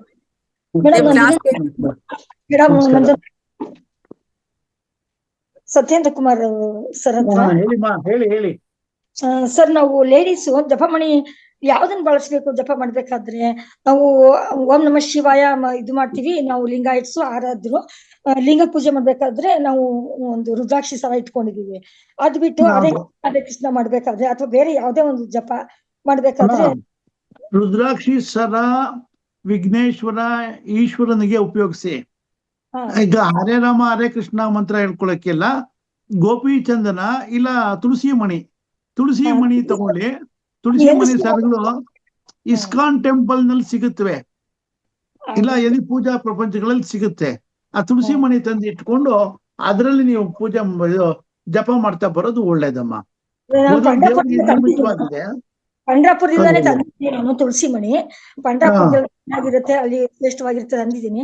ಅದು ನಾವು ಬೆಳೆಸ್ಕೊಳ್ಳೋ ಹೆಂಗಸರು ಅಂತ ಕೇಳ್ತಾ ಇರೋದು. ಹೆಂಗಸರು ಮಾಡ್ಬೋದಮ್ಮ, ಜಪ ಮಾಡ್ಲಿಕ್ಕೆ ಯಾರಾದ್ರೂ ಏನಂತಮ್ಮ, ಜಪ ಮಾಡೋದಕ್ಕೆ ಉಪಯೋಗಿಸ್ಕೋಬಹುದಮ್ಮ, ಏನ್ ದೋಷ ಏನು ಇಲ್ಲ ಅದಕ್ಕೆ. ಖಂಡಿತ ಜಪ ಮಾಡ್ಬೋದು, ಜಪ ಮಾಡ್ಬೋದು. ಅದೇ ಎಲ್ಲ ಪಬ್ಲಿಕ್ ಆಗಿ ಮಾಡಬೇಡಿ. ನೀವು ಬಸ್ನಲ್ಲಿ ಹೋಗ್ತಿರ್ತೀರಾ ಅಥವಾ ಎಲ್ಲ ಬೇರೆ ಎಲ್ರಿಗೂ ಮಧ್ಯದಲ್ಲಿ ಕೂತಿರ್ತೀರಾ, ಮೈ ತುಂಬಾ ಶಾಲು ಓದ್ಕೊಳ್ಳಿ, ಕೈನ ಒಳಗಡೆ ಇಟ್ಕೊಂಡು ಜಪ ಮಾಡ್ಕೊಳ್ಳಿ. ನೀವೇನ್ ಮಾಡ್ತಿದ್ದೀರಾ ಅಂತ ಯಾರಿಗೇನ್ ಗೊತ್ತಾಗಲ್ಲ. ಆ ರೀತಿ ನಾವೇನೇ ಮಾಡಿದ್ರು ಗೌಪ್ಯವಾಗಿರ್ಬೇಕು. 10 ಜನಕ್ಕೆ ತೋರಿಸ್ಕೊಬಳಕ್ ಹೋಗ್ಬಾರ್ದು. ತೋರಿಸ್ಕೊಂಡ್ರೆ ಏನಾಗುತ್ತೆ, ಓಹೋ ಏನ್ ನಾಗರತ್ತಮ್ಮ ಮಾಡಿ ಸೀಮೆಲ್ದು ಏನೋ ಮಾಡ್ತಿದ್ದಾಳೆ, ಏನ್ ಜಪ ಮಾಡಿ ದೇವ್ರನ್ನ ಹೊಲ್ಸ್ಕೊಂಡ್ಬಿಡ್ತಾಳೆ, ಹಿಂಗೆಲ್ಲಾ ಮಾತಾಡ್ತಾರಮ್ಮ. ಯಾಕೆ ಬೇಕು? ತೋರಿಸ್ಕೊಳ್ಳೋದೇ ಬೇಡ ನಾವು, ಅಲ್ವಮ್ಮ? ನಾವು ಮಾಡಿದ್ದು ನಾವು ಒಳ್ಳೇದ್ ಮಾಡಿದ್ರು ಜನಕ್ಕೆ ತಪ್ಪಾಗಿ ಕಳ್ಸುತ್ತೆ. ಏನೋ ಒಂದು ಖ್ಯಾತೆ ಮಾತಾಡ್ತಾರೆ, ಬೇಡ ಅವ್ರಿಗೆ. ತೋರಿಸ್ಕೊಳ್ಳೋದೇ ಬೇಡಿ, ಸೈಲೆಂಟ್ ಆಗಿ ನೀವು ಮಾಡ್ಕೊಳ್ಳಿ. ನೀವು ಮಾಡೋ ಧ್ಯಾನ, ಪೂಜೆ, ತಪ ಎಲ್ಲನೂ ಯಾರಿಗೂ ಪ್ರಕಟವಾಗಿ ಗೊತ್ತಾಗ್ಬಾರ್ದು, ಮೌನವಾಗಿ ಮಾಡ್ಬೇಕು ನಾವು. ಅದಕ್ಕೋಸ್ಕರ ತೋರಿಸ್ಕೊಳ್ಳೋದೇ ಬೇಡ. ತೋರಿಸ್ಕೊಂಡು ನಮ್ಗೇನಾಗ್ಬೇಕಾಗಿದೆ, ನಾನು ಜಪ ತಪ ಮಾಡ್ತೀನಿ ಅನ್ನೋದನ್ನ ಅವ್ರು ತಿಳ್ಕೊಂಡು ಏನಾಗ್ಬೇಕಾಗಿದೆ, ಅವ್ರೇನ್ ನಮ್ಗೇನ್ ಮರ್ಯಾದೆ ಏನು ಕೊಡ್ಬೇಕಾಗಿಲ್ಲ. ಭಗವಂತ ಕೊಡೋ ಮರ್ಯಾದೆ ಕೊಡಿಸ್ತಾನೆ ನಮ್ಗೆಲ್ಬೇಕಾದ್ರು. ಬೇರೆಯವ್ರು ಕೊಡೋದು ನಮ್ಗೇನಂತ ಅವ್ನು ಕೊಡ್ತಾನೆ. ನಮ್ಗೆ ಎಲ್ಲ ಮಾನ ಸನ್ಮಾನಗಳನ್ನ ಅವ್ನು ಕೊಡ್ತಾನೆ. ನಾವ್ಯಾಕೆ ತರ ಕೆಡ್ಸ್ಕೋಬೇಕು, ಅಲ್ವಾ? ಸಾಧನೆ ಹಾದಿಯಲ್ಲಿ ಹೋಗ್ತಾ ಇರ್ಬೇಕು ನಾವು. ಆಯ್ತಮ್ಮ, ನಮಸ್ಕಾರ. ಧನ್ಯವಾದಗಳು ಗುರುಗಳೇ. ಎಲ್ಲ ಆತ್ಮಬಂಧುಗಳು ನಮಸ್ಕಾರಗಳು. ನಮಸ್ತೆ ಗುರುಜಿ. ನಮಸ್ತೆ. ನಮಸ್ತೆ. ಎಸ್, ನಾವು ಇರ್ಲಿಲ್ಲ ಇಷ್ಟತನ ಮನೆಯವ್ರು, ನಾವು ಯಾವ್ದೋ ಒಂದು ರಿಸೆಪ್ಷನ್ ಎತ್ತು ಹೋಗಿದ್ವಿ, ಈಗ ಜಸ್ಟ್ ಬಂದಿ ಮನೆಗೆ. ಏನಂತಂದ್ರೆ ತಮ್ಮ ವಿಡಿಯೋನ ಕೇಳ್ತೀನಿ ಗುರುಜಿ. ಇವತ್ತು ಶಂಕದ ಬಗ್ಗೆ ವಿಷಯನ ಕೇಳ್ತೀನಿ. ಒಂದು ತಮ್ಮಲ್ಲಿ ಅರಿಕೆ ಏನಂತಂದ್ರೆ, ಮುಂದಿನ ದಿನಗಳಲ್ಲಿ ಒಂದು ಸೆಷನ್ ಈ ದೇಹದಲ್ಲಿ ಇರ್ತಕ್ಕಂಥ ಮಚ್ಚೆಗಳ ಬಗ್ಗೆ, ಕೈಗಳ ಬೆರಳುಗಳಲ್ಲಿ ಇರ್ತಕ್ಕಂಥ ಚಕ್ರಗಳ ಬಗ್ಗೆ ಏನಾದ್ರೂ ಈ ಹಿಂದೆ ಸೆಷನ್ ಕೊಟ್ಟಿದ್ರೆ ಓಕೆ, ಅದನ್ನ ಕೇಳ್ತೀವಿ. ಕೊಟ್ಟಿದ್ದಿಲ್ಲ ಅಂದ್ರೆ ಒಂಚೂರು ಅದನ್ನ ನಾವು ನಿಮ್ಮಿಂದ ನಿರೀಕ್ಷೆ ಮಾಡಬಹುದಾ ಹೇಗೋ ಅಂತ. ಮಾಡ್ಬೋದು ಸರ್. ಈಗ ಇನ್ನೊಂದು ಮಚ್ಚೆಗಳ ಬಗ್ಗೆ ಹೇಳ್ಬೇಕು ಅಂದ್ರೆ ಸ್ಥೂಲವಾಗಿ ಹೇಳ್ತೀನಿ. ಎಡಭಾಗದಲ್ಲಿ ಹೆಂಗಸರಿಗೆ ಇದ್ರೆ ಒಳ್ಳೇದು, ಗಂಡಸರಿಗೆ ಬಲಭಾಗದಲ್ಲಿ ಇದ್ರೆ ಒಳ್ಳೇದು ಅಂತ ಹೇಳ್ತೀವಿ. ಇನ್ನೊಂದು ಏನಾಗುತ್ತೆ ಅಂದ್ರೆ ಮಚ್ಚೆಗಳ ಬಗ್ಗೆ ಲೆಕ್ಚರ್ ಕೇಳೋದು ತಪ್ಪು ಅಂತೀನಿ ನಾನು. ಯಾಕೆಂದ್ರೆ ಕಪ್ಪು ಮಚ್ಚೆ, ಕಂದು ಮಚ್ಚೆ, ಬಿಳಿ ಮಚ್ಚೆ, ಈ ತರ ಬೇಕಾದಷ್ಟು ರೀತಿ ಇರುತ್ತೆ. ಒಂದೊಂದು ರೀತಿ ಒಂದೊಂದ್ ತರ ಇರುತ್ತೆ. ಕೆಲವು ಮಚ್ಚೆಗಳ ಬಗ್ಗೆ ನಾವೇನಾದ್ರು ಹೇಳಿದ್ರೆ ಅದ್ರಲ್ಲಿರುವಂತ ವಿಷಯಗಳು ಅದೇ ಆಗುತ್ತೆ ಅಂತ ನಾವ್ ಹೇಳಲಿಕ್ಕೆ ಬರೋಲ್ಲ. ಇಂಥವ್ರಿಗೆ ಒಂದು ಮಚ್ಚೆ ಇದೆ, ಇವರಿಗೆ ದೋಷ ಇದೆ, ಇವ್ರಿಗೆ ಮೃತ್ಯು ಗಂಡ ಯೋಗ ಇದೆ, ಇವನ್ 40ನೇ ವರ್ಷಕ್ಕೆ ನಗದ್ ಬಿದ್ಬಿಡ್ತಾನೆ ಅಂತ ಯಾರೋ ಒಂದು ಹೇಳ್ಬಿಡ್ತಾರೆ. ಅದನ್ನೇ ನಂಬ್ಕೊಂಡ್ಬಿಡ್ತಾನೆ, ಭಯದ ವಾತಾವರಣ ಕ್ರಿಯೇಟ್ ಆಗ್ಬಿಡುತ್ತೆ. ಅದಕ್ಕೆ ಮಚ್ಚೆಗಳ ಬಗ್ಗೆ ನನ್ನ ಅಡ್ವೈಸ್, ನಾನು ಅದಕ್ಕೆ ಮಚ್ಚೆಗಳ ಬಗ್ಗೆ ನಾನು ಜಾಸ್ತಿ ಹೇಳಕ್ ಹೋಗಲ್ಲ. ಯಾರಾದ್ರೂ ನನ್ಗೆ ಇದೆ ಅಂತ ಹೇಳಿದ್ರೆ ಒಳ್ಳೇದು ಅಂತ ಹೇಳ್ತೀನಿ, ಒಳ್ಳೇದಿದ್ರೆ. ಇಲ್ಲ ಸಣ್ಣ ಪುಟ್ಟ ತಪ್ಪಾಗಿದೆ ಅನ್ನೋದಾದ್ರೆ ದೇವ್ರಿಗೆ ಧ್ಯಾನ ಮಾಡ್ಕೊಳ್ಳಿ, ಪರಿಹಾರ ಮಾಡ್ಕೊಳ್ಳಿ, ದೇವ್ರ ಧ್ಯಾನ ಮಾಡಿ ಒಳ್ಳೇದಾಗತ್ತೆ ಅಂತ ಹೇಳ್ತೀನಿ. ನಿಮ್ಮ ಮನೆ ದೇವ್ರಿಗೆ ಪೂಜೆ ಮಾಡ್ಕೊಳ್ಳಿ, ಏನಾದ್ರು ಗಂಡಗಳಿದ್ರೆ ಪರಿಹಾರ ಆಗತ್ತೆ ಅಂತ ಹೇಳ್ಬೇಕು. ಈಗ ಏನಾಗುತ್ತೆ ಅಂದ್ರೆ, ಈಗ ನೀವು ಒಂದು ಹೇಳ್ಬೇಕು ಅಂದ್ರೆ ಇದೊಂದು ಎಲ್ರಿಗೂ ಗೊತ್ತಾಗ್ಬೇಕಾದ್ರೆ ಒಂದೇನು ಸಣ್ಣ ವಿಷಯ ಹೇಳ್ತೀನಿ. ಹಿಂದೆ ಎಲ್ರು ಕೈ ತೋರಿಸ್ತೀವಿ, ಕೈ ತೋರಿಸಿದಾಗ ಏನೋ ಒಂದು ಹೇಳ್ತಿರ್ತೀವಿ ನಾವು. ಹಿಂದೆ ಮಹಾರಾಜರಿಗೆ 400 ವರ್ಷದ ಹಿಂದೆ ಆ ಒಂದು ಕಾಡಿನಲ್ಲಿ ಒಬ್ಬ ಸನ್ಯಾಸಿ ಬಂದಿದ್ದ, ಎಲ್ರಿಗೂ ತೋರಿಸ್ತಾ ಇದ್ರು, ತುಂಬಾ ಚೆನ್ನಾಗಿ ಹೇಳ್ತಾ ಇದ್ದ, ಏನೋ ಹಣ್ಣು ಹಂಪಲು ಕೊಟ್ಟಿದ್ದು ತಿನ್ಕೋತಿದ್ದ. ಅವಾಗ ಮಹಾರಾಜರು ವೇಷ ಬದಲಾಯಿಸ್ಕೊಂಡು ಹೋದ್ರು ಮಂತ್ರಿಗಳ ಜೊತೆ. ಹೋದಾಗ ಕೈ ನೋಡ್ದ ರಾಜನ್ಗೆ, ಏನಪ್ಪ ಇದು ಸೌದೆ ಹೊಡಿಯೋನ್ ಕೈ ಕಡೆಯ ನೀನು, ಏನಯ್ಯ ನೀನು ಗರ್ಗ ತಿನ್ನಕ್ಕೆ ಗೊತ್ತಿ ಇಲ್ವಯ್ಯ. ರಾಜರಿಗೆ ಕೋಪ ಬಂತು, ಎಲ್ಲ ಇವನ ನನ್ಗೆ ಹೀಗಂತ ಇದ್ದಾನಲ್ಲ ಅಂತ ಅಂದ್ಬಿಟ್ಟು ಮಂತ್ರಿ ತಡೆದ್ಬಿಟ್ಟು ಅವ್ರನ್ನ ಕರ್ಕೊಂಡ್ ಬಂದ್ಬಿಟ್ಟ. ಒಂದು 20 ದಿವಸ ಆದ್ಮೇಲೆ ಉಪಾಯವಾಗಿ ಅವನ್ನ ವಾಪಸ್ ಕರೆಸ್ಕೊಂಡ್ರು ರಾಜರ ಮನೆಗೆ. ರಾಜ ಉತ್ತಮ ಪೋಷಾಕ್ನಲ್ಲಿದ್ದಾರೆ, ಕೂತ್ಕೊಂಡ್ರು, ಕೈ ತೋರ್ಸಿದ್ರು. ನಡೆದ ಘಟನೆ ಇದು. ಕೈ ತೋರ್ಸ, ಇದಾಗ್ಲೇ ನೋಡಿದ್ದೀನಪ್ಪ ಈ ಕೈನ, ಇದು ಸರಿ ಇಲ್ಲ, ಇದರಲ್ಲಿ ದೋಷ ಇದೆ, ನಿನ್ ಕೈ ಸೌದೆ ಹೊಡಿಯೋನ್ ಕೈ ಕಣೆಯ ನೀನು. ನಾನ್ ರಾಜ, ನಿನ್ ತಲೆ ಕತ್ತರಿಸ್ಬಿಡ್ತೀನಿ. ಏನ್ ತಲೆ ಕತ್ತರಿಸೋದು, ಇರೋ ವಿಷಯ ಹೇಳ್ತಾ ಇದ್ದೀನಿ ಅಂತ ಅಂದ್ಬಿಟ್ಟಿದ್ದಾನೆ. ಒಂದ್ ಸ್ವಲ್ಪ ಹಿಟ್ಟನ್ನು ತರಿಸಿದ್ರು, ಅದನ್ನ ಮುದ್ದೆ ಮಾಡಿ ಬಾಯಲ್ಲಿ ಇಟ್ಬಿಟ್ಟು ಒತ್ತಿದ್ರು. ಒತ್ತಿದ್ಮೇಲೆ ಅದನ್ನ ನೋಡಿದಾಗ ಅದರಲ್ಲಿ ಒಂದು ಚಕ್ರದ ಗುರುತು ದವಡೆಯ ಮೇಲೆ ಮೂಡಿತ್ತು. ಅದನ್ನ ನೋಡ್ತಿದ್ದಂಗೆನೆ ಅದನ್ನ ತೋರಿಸಿದ್ರು. ನೋಡಯ್ಯ, ಈ ಚಕ್ರದ ಗುರ್ತಿದೆಯಲ್ಲ, ಇದು ಈ ಚಿಹ್ನೆ ನಿನ್ನ ಬಾಯಿನಲ್ಲಿ ಇದೆ, ಅದರಿಂದಾನೇ ನೀನು ಇರೋದು ರಾಜನಾಗಿ, ಇಲ್ದೇ ಇದ್ರೆ ನೀನ್ ಸೌದೆ ಹೊಡಿಯೋನೆ ಅಂತ.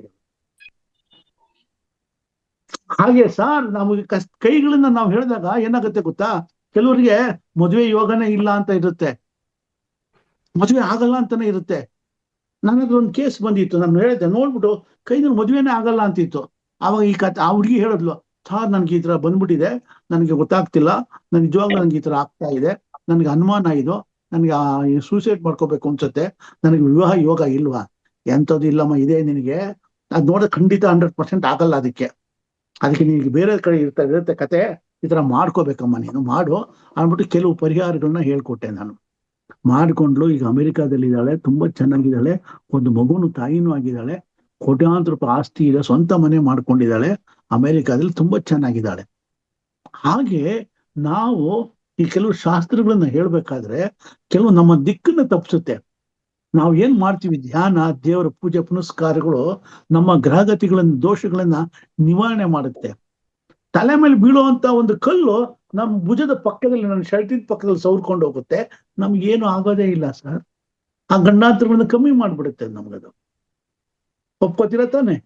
ಎಸ್ ಎಸ್ ಎಸ್ ನಿಜ ಗುರುಜಿ. ನಾನು ಕೂಡ ಇದನ್ನ ನೋಡಬಾರ್ದು, ಹೇಳೋರ್ಗೆ ಕೂಡ ಹೇಳಬಾರ್ದು, ಭಯದ ವಾತಾವರಣ ಕ್ರಿಯೇಟ್ ಮಾಡ್ತೀರಿ, ಹೇಳಬಾರ್ದು ಅನ್ನೋದ ವಾದದವನು.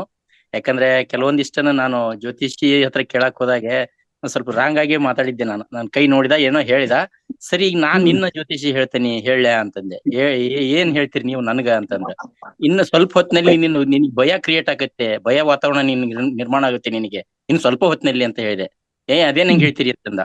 ಕೈಯಲ್ಲಿ ಏನೋ ಕೆಲ್ಸಕ್ಕೆ ಒಯ್ದಿದ್ದು ಚಾಕು ಇತ್ತು, ತೆಗೆದ್ ಬಿಟ್ಟು ಬರೋಬ್ಬರಿ ಪಟ್ಪಟ್ಟಿ ಹಿಡ್ಕೊಂಡ್ಬಿಟ್ಟ ಅವಂದ. ಕಣ್ಣ ನೀರ್ ಬಂದ್ಬಿಡ್ತ ಅವ್ನಿಗೆ. ಹಂಗೆ ಹೇಳಿದ್ನೇ ಇಲ್ಲ ನೀನು, ಭಯದ ವಾತಾವರಣ ಆಕತಿ ಅಂತ ಹೇಳಿದ್ನೇ ಇಲ್ಲ ನೀನು ಜ್ಯೋತಿಷ್ಯನ. ಅವ್ನು ಆಶ್ಚರ್ಯ ಆಯ್ತು, ಏನ್ ಗುರುವೆ ನೀವು ಹೆಂಗ್ ಮಾಡಿದ್ರಲ್ಲ, ನನ್ನ ನಿಜಕ್ಕೂ ಹೇಳ್ದಂಗ್ ಮಾಡ್ಬಿಟ್ರಲ್ಲ. ಇದನ್ನ ದಯವಿಟ್ಟು ಯಾರಿಗೂ ಹೇಳಕ್ ಹೋಗ್ಬೇಡ್ರಿ, ನೀವ್ ಹೇಳೋದ್ರಿಂದ ಭಯ ವಾತಾವರಣ ಆಗತ್ತೆ, ಜನರಿಗೆ ಪಾಪ ಮುಗ್ಧರು, ಅವಕ್ಕೆ ಏನು ಗೊತ್ತಿಲ್ಲ. ಹೇಳೋದಾದ್ರೆ ಭಗವಂತನ ಆರಾಧನೆ ಮಾಡ್ರಿ ಅಂತ ಹೇಳ್ರಿ, ಬಂದಂತ ದೋಷನ ದೂರ ಆಗುತ್ತೆ. ಅದಕ್ಕೆ ನೀವು ಹಸ್ತ ನೋಡಿ, ರೇಖೆ ಐತಿ, ನಿನ್ ಮದ್ವೆ ಯೋಗ ಇಲ್ಲ, ನಿನ್ಗೆ 2 ಹೆಂಡತಿ ಯೋಗ ಐತಿ ಅಂತ ಹೇಳಿ ಅವ್ರನ್ನ ಯಾಕ್ರಿ ದಾರಿ ತಪ್ಪಿಸ್ತೀರಿ, ದಯವಿಟ್ಟು ಮಾಡ್ಬಾಡ್ರಿ ಅಂತಂದು ಹೇಳಿದ್ದೆ ನಾನು. ಅದಕ್ಕೆ ತಮ್ಮ ಬಲ್ಲವರು ಜ್ಞಾನಿಗಳು ತಮ್ಮಿಂದ ಒಂದಿಷ್ಟು ಹೇಳ್ಬೇಕು ಅನ್ನೋ ಕುತೂಹಲದಿಂದ ತಮ್ಮಲ್ಲಿ ಈ ಪ್ರಶ್ನೆ ಅರಿಕೆ ಮಾಡಿದೆ ಗುರುಜಿ. ನನ್ ಮಾತು ತಪ್ಪಿದ್ರೆ ಕ್ಷಮೆ ಇರಲಿ. ನಡಿ, ಅದಕ್ಕೆ ನಾನು ಹೇಳಿದ್ದು, ಯಾವಾಗ್ಲೂ ಅಷ್ಟೇನೆ ಸಹಿಯಾದ ಮಾತುಗಳನ್ನ ಹೇಳ್ಬೇಕು, ಸಹ್ಯವಾಗಿ ಹೇಳ್ಬೇಕು. ಅದು ಅವ್ರಿಗೆ ಕಟು ಸತ್ಯವನ್ನು ನಾವು ನಿಧಾನವಾಗಿ ಪರಿಶೀಲನೆ ಮಾಡಿ ಉಪಾಯವಾಗಿ ಹೇಳ್ಬೇಕು. ಅವ್ರಿಗೆ ಗೊತ್ತಾಗ್ಬಾರ್ದು. ಮನಸ್ಸಿನಲ್ಲಿ ಸ್ವಲ್ಪ ಖೇದ ಬಂತು ಅಂದ್ರೆ ಅವ್ರೇನಾಗ್ಬಿಡ್ತಾರೆ, ತುಂಬಾ ನೋವು ಅನುಭವಿಸ್ತಾರೆ, ಜೀವನ ಪರ್ಯಂತ ನೋವು ಉಳ್ಕೊಂಡ್ಬಿಡುತ್ತೆ ಅವ್ರಿಗೆ. ಅದು ಆಗದೆ ಇರೋ ಹಂಗೆ ನಾವು ಉಳ್ಕೋಬೇಕಾಗತ್ತೆ ನಾವು. ಅದಕ್ಕೆ ಜ್ಯೋತಿಷ್ಯದಲ್ಲಿ ಕೆಲವು ಸಾರಿ ನಾವು ಸುಳ್ಳುಗಳನ್ನು ಹೇಳ್ಬೇಕಾಗತ್ತೆ, ಅದಕ್ಕೆ ಬೇರೆ ರೀತಿ ಪರಿಹಾರಗಳನ್ನ ಕೊಡ್ಬೇಕಾಗತ್ತೆ. ಆಮೇಲೆ ಸರ್, ನಿಜ ಗುರುಜಿ. ಒಂದು ಅವ್ರನ್ನ ಧ್ಯಾನಕ್ಕೆ ಅಥವಾ ಒಂದು ಭಗವಂತನ ಆರಾಧನೆಗೆ ಒಳಪಟ್ಟಿಸಿದಾಗ ತಾವ್ ಹೇಳಿದ್ರಿ, ಈಗ ಅದ್ ಬಂಡೆ ತಲೆ ಮೇಲೆ ಬಿದ್ದು ಸತ್ತೇ ಹೋಗ್ತಕ್ಕಂಥ ವ್ಯಕ್ತಿ ಅಟ್ಲೀಸ್ಟ್ ಪಕ್ಕಕ್ಕೆ ಬಿದ್ದು ಒಂದ್ ಕೈ ಮುರಿಬಹುದು ಅಷ್ಟೇ, ಕೈ ಮುರಿದು ಹೋದ್ರು ಹೊತ್ತು ಜೀವ ಉಳಿತಲ್ಲ, ಅಟ್ಲೀಸ್ಟ್ ಆತರ ಗಂಡಾಂತರದಿಂದ ಪಾರ್ ಮಾಡ್ಬೋದು ಅಂತಕ್ಕಂಥ ಒಂದು ಸಲಹೆಗಾಗಿ ಜ್ಯೋತಿಷ್ಯ ಉಪಯೋಗ ಮಾಡಿದ್ರೆ ತಪ್ಪೇನಿಲ್ಲ ಅನ್ನೋ ಒಂದು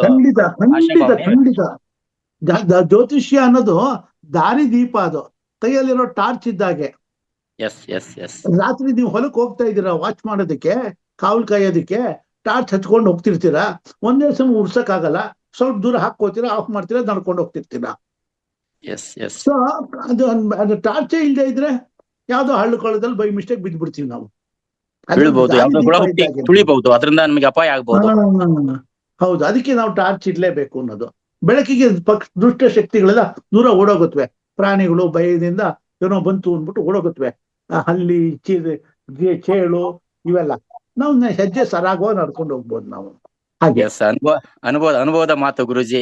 ಜ್ಯೋತಿಷ್ಯ ಅಂದ್ರೆ ಕೇವಲ ಟಾರ್ಚ್ ಇದ್ದಂಗಿದ್ರೆ ಅಷ್ಟಕ್ಕೆ ಬಳಸಿರಿ ಮಾತ್ರ, ಟಾರ್ಚ್ ಜೀವನ ಅಲ್ಲ, ಅದು ಬೇಕು, ಅನಿವಾರ್ಯ ಆದಾಗ ಬಳಕೆ ಮಾಡ್ರಿ ಅಷ್ಟೇ ಅಂತ ಬೇಕು ಎಲ್ಲ ನಮ್ಗೆ.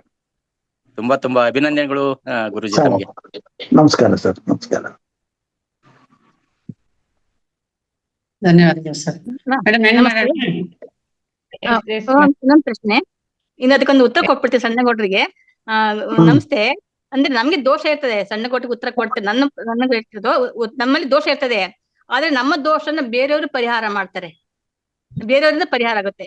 ಈಗ ಸತ್ಯವನ್ ಸಾವಿತ್ರಿ ಹೇಳಿದ್ರು, ಗಂಡಂಗೆ ಸತ್ತೋದ, ಆದ್ರೆ ಹೆಂಡತಿ ಬಲದಿಂದ ಅವ್ನು ಮತ್ತೆ ಬದುಕ್ತ. ನಮ್ಮಿಂದ ಬೇರೆಯವರಿಂದ ನಮ್ಗೆ ಪರಿಹಾರ ಆಗುತ್ತೆ. ಈಗ ನಮ್ಮ ಕಡೆಯವರೊಬ್ರು ಅಂದ್ರೆ ಮಗನ್ಗೆ ಏನೇನೇ ಇರ್ಲಿಲ್ಲ, ಆದ್ರೆ ತಂದೆ ತಾಯಿ ಮಾಡಿದ ಪುಣ್ಯ ಫಲದಿಂದ ಅವ್ನು ತುಂಬಾ ಒಳ್ಳೆ ಕೆಸರಿದ್ದಾನೆ, ಒಳ್ಳೆ ಜೀವನ ಮಾಡ್ತಾ ಇದ್ದಾನೆ. ಅವನ್ಗೇನು ಏನು ಇಲ್ಲ, ಬಟ್ ತಂದೆ ತಾಯಿ ಪುಣ್ಯದಿಂದ ಕರ್ಮದಿಂದ ಅವ್ನು ಚೆನ್ನಾಗಿದ್ದಾನೆ. ಆತರಂತ ಇದ್ದೇವೆ. ಅದೇ ಹೇಳಿದೆ, ಅದಕ್ಕೆ ಉತ್ತರ ಕೊಟ್ಟಿದೆ ಶ್ರೇಣಿಯಿಂದ.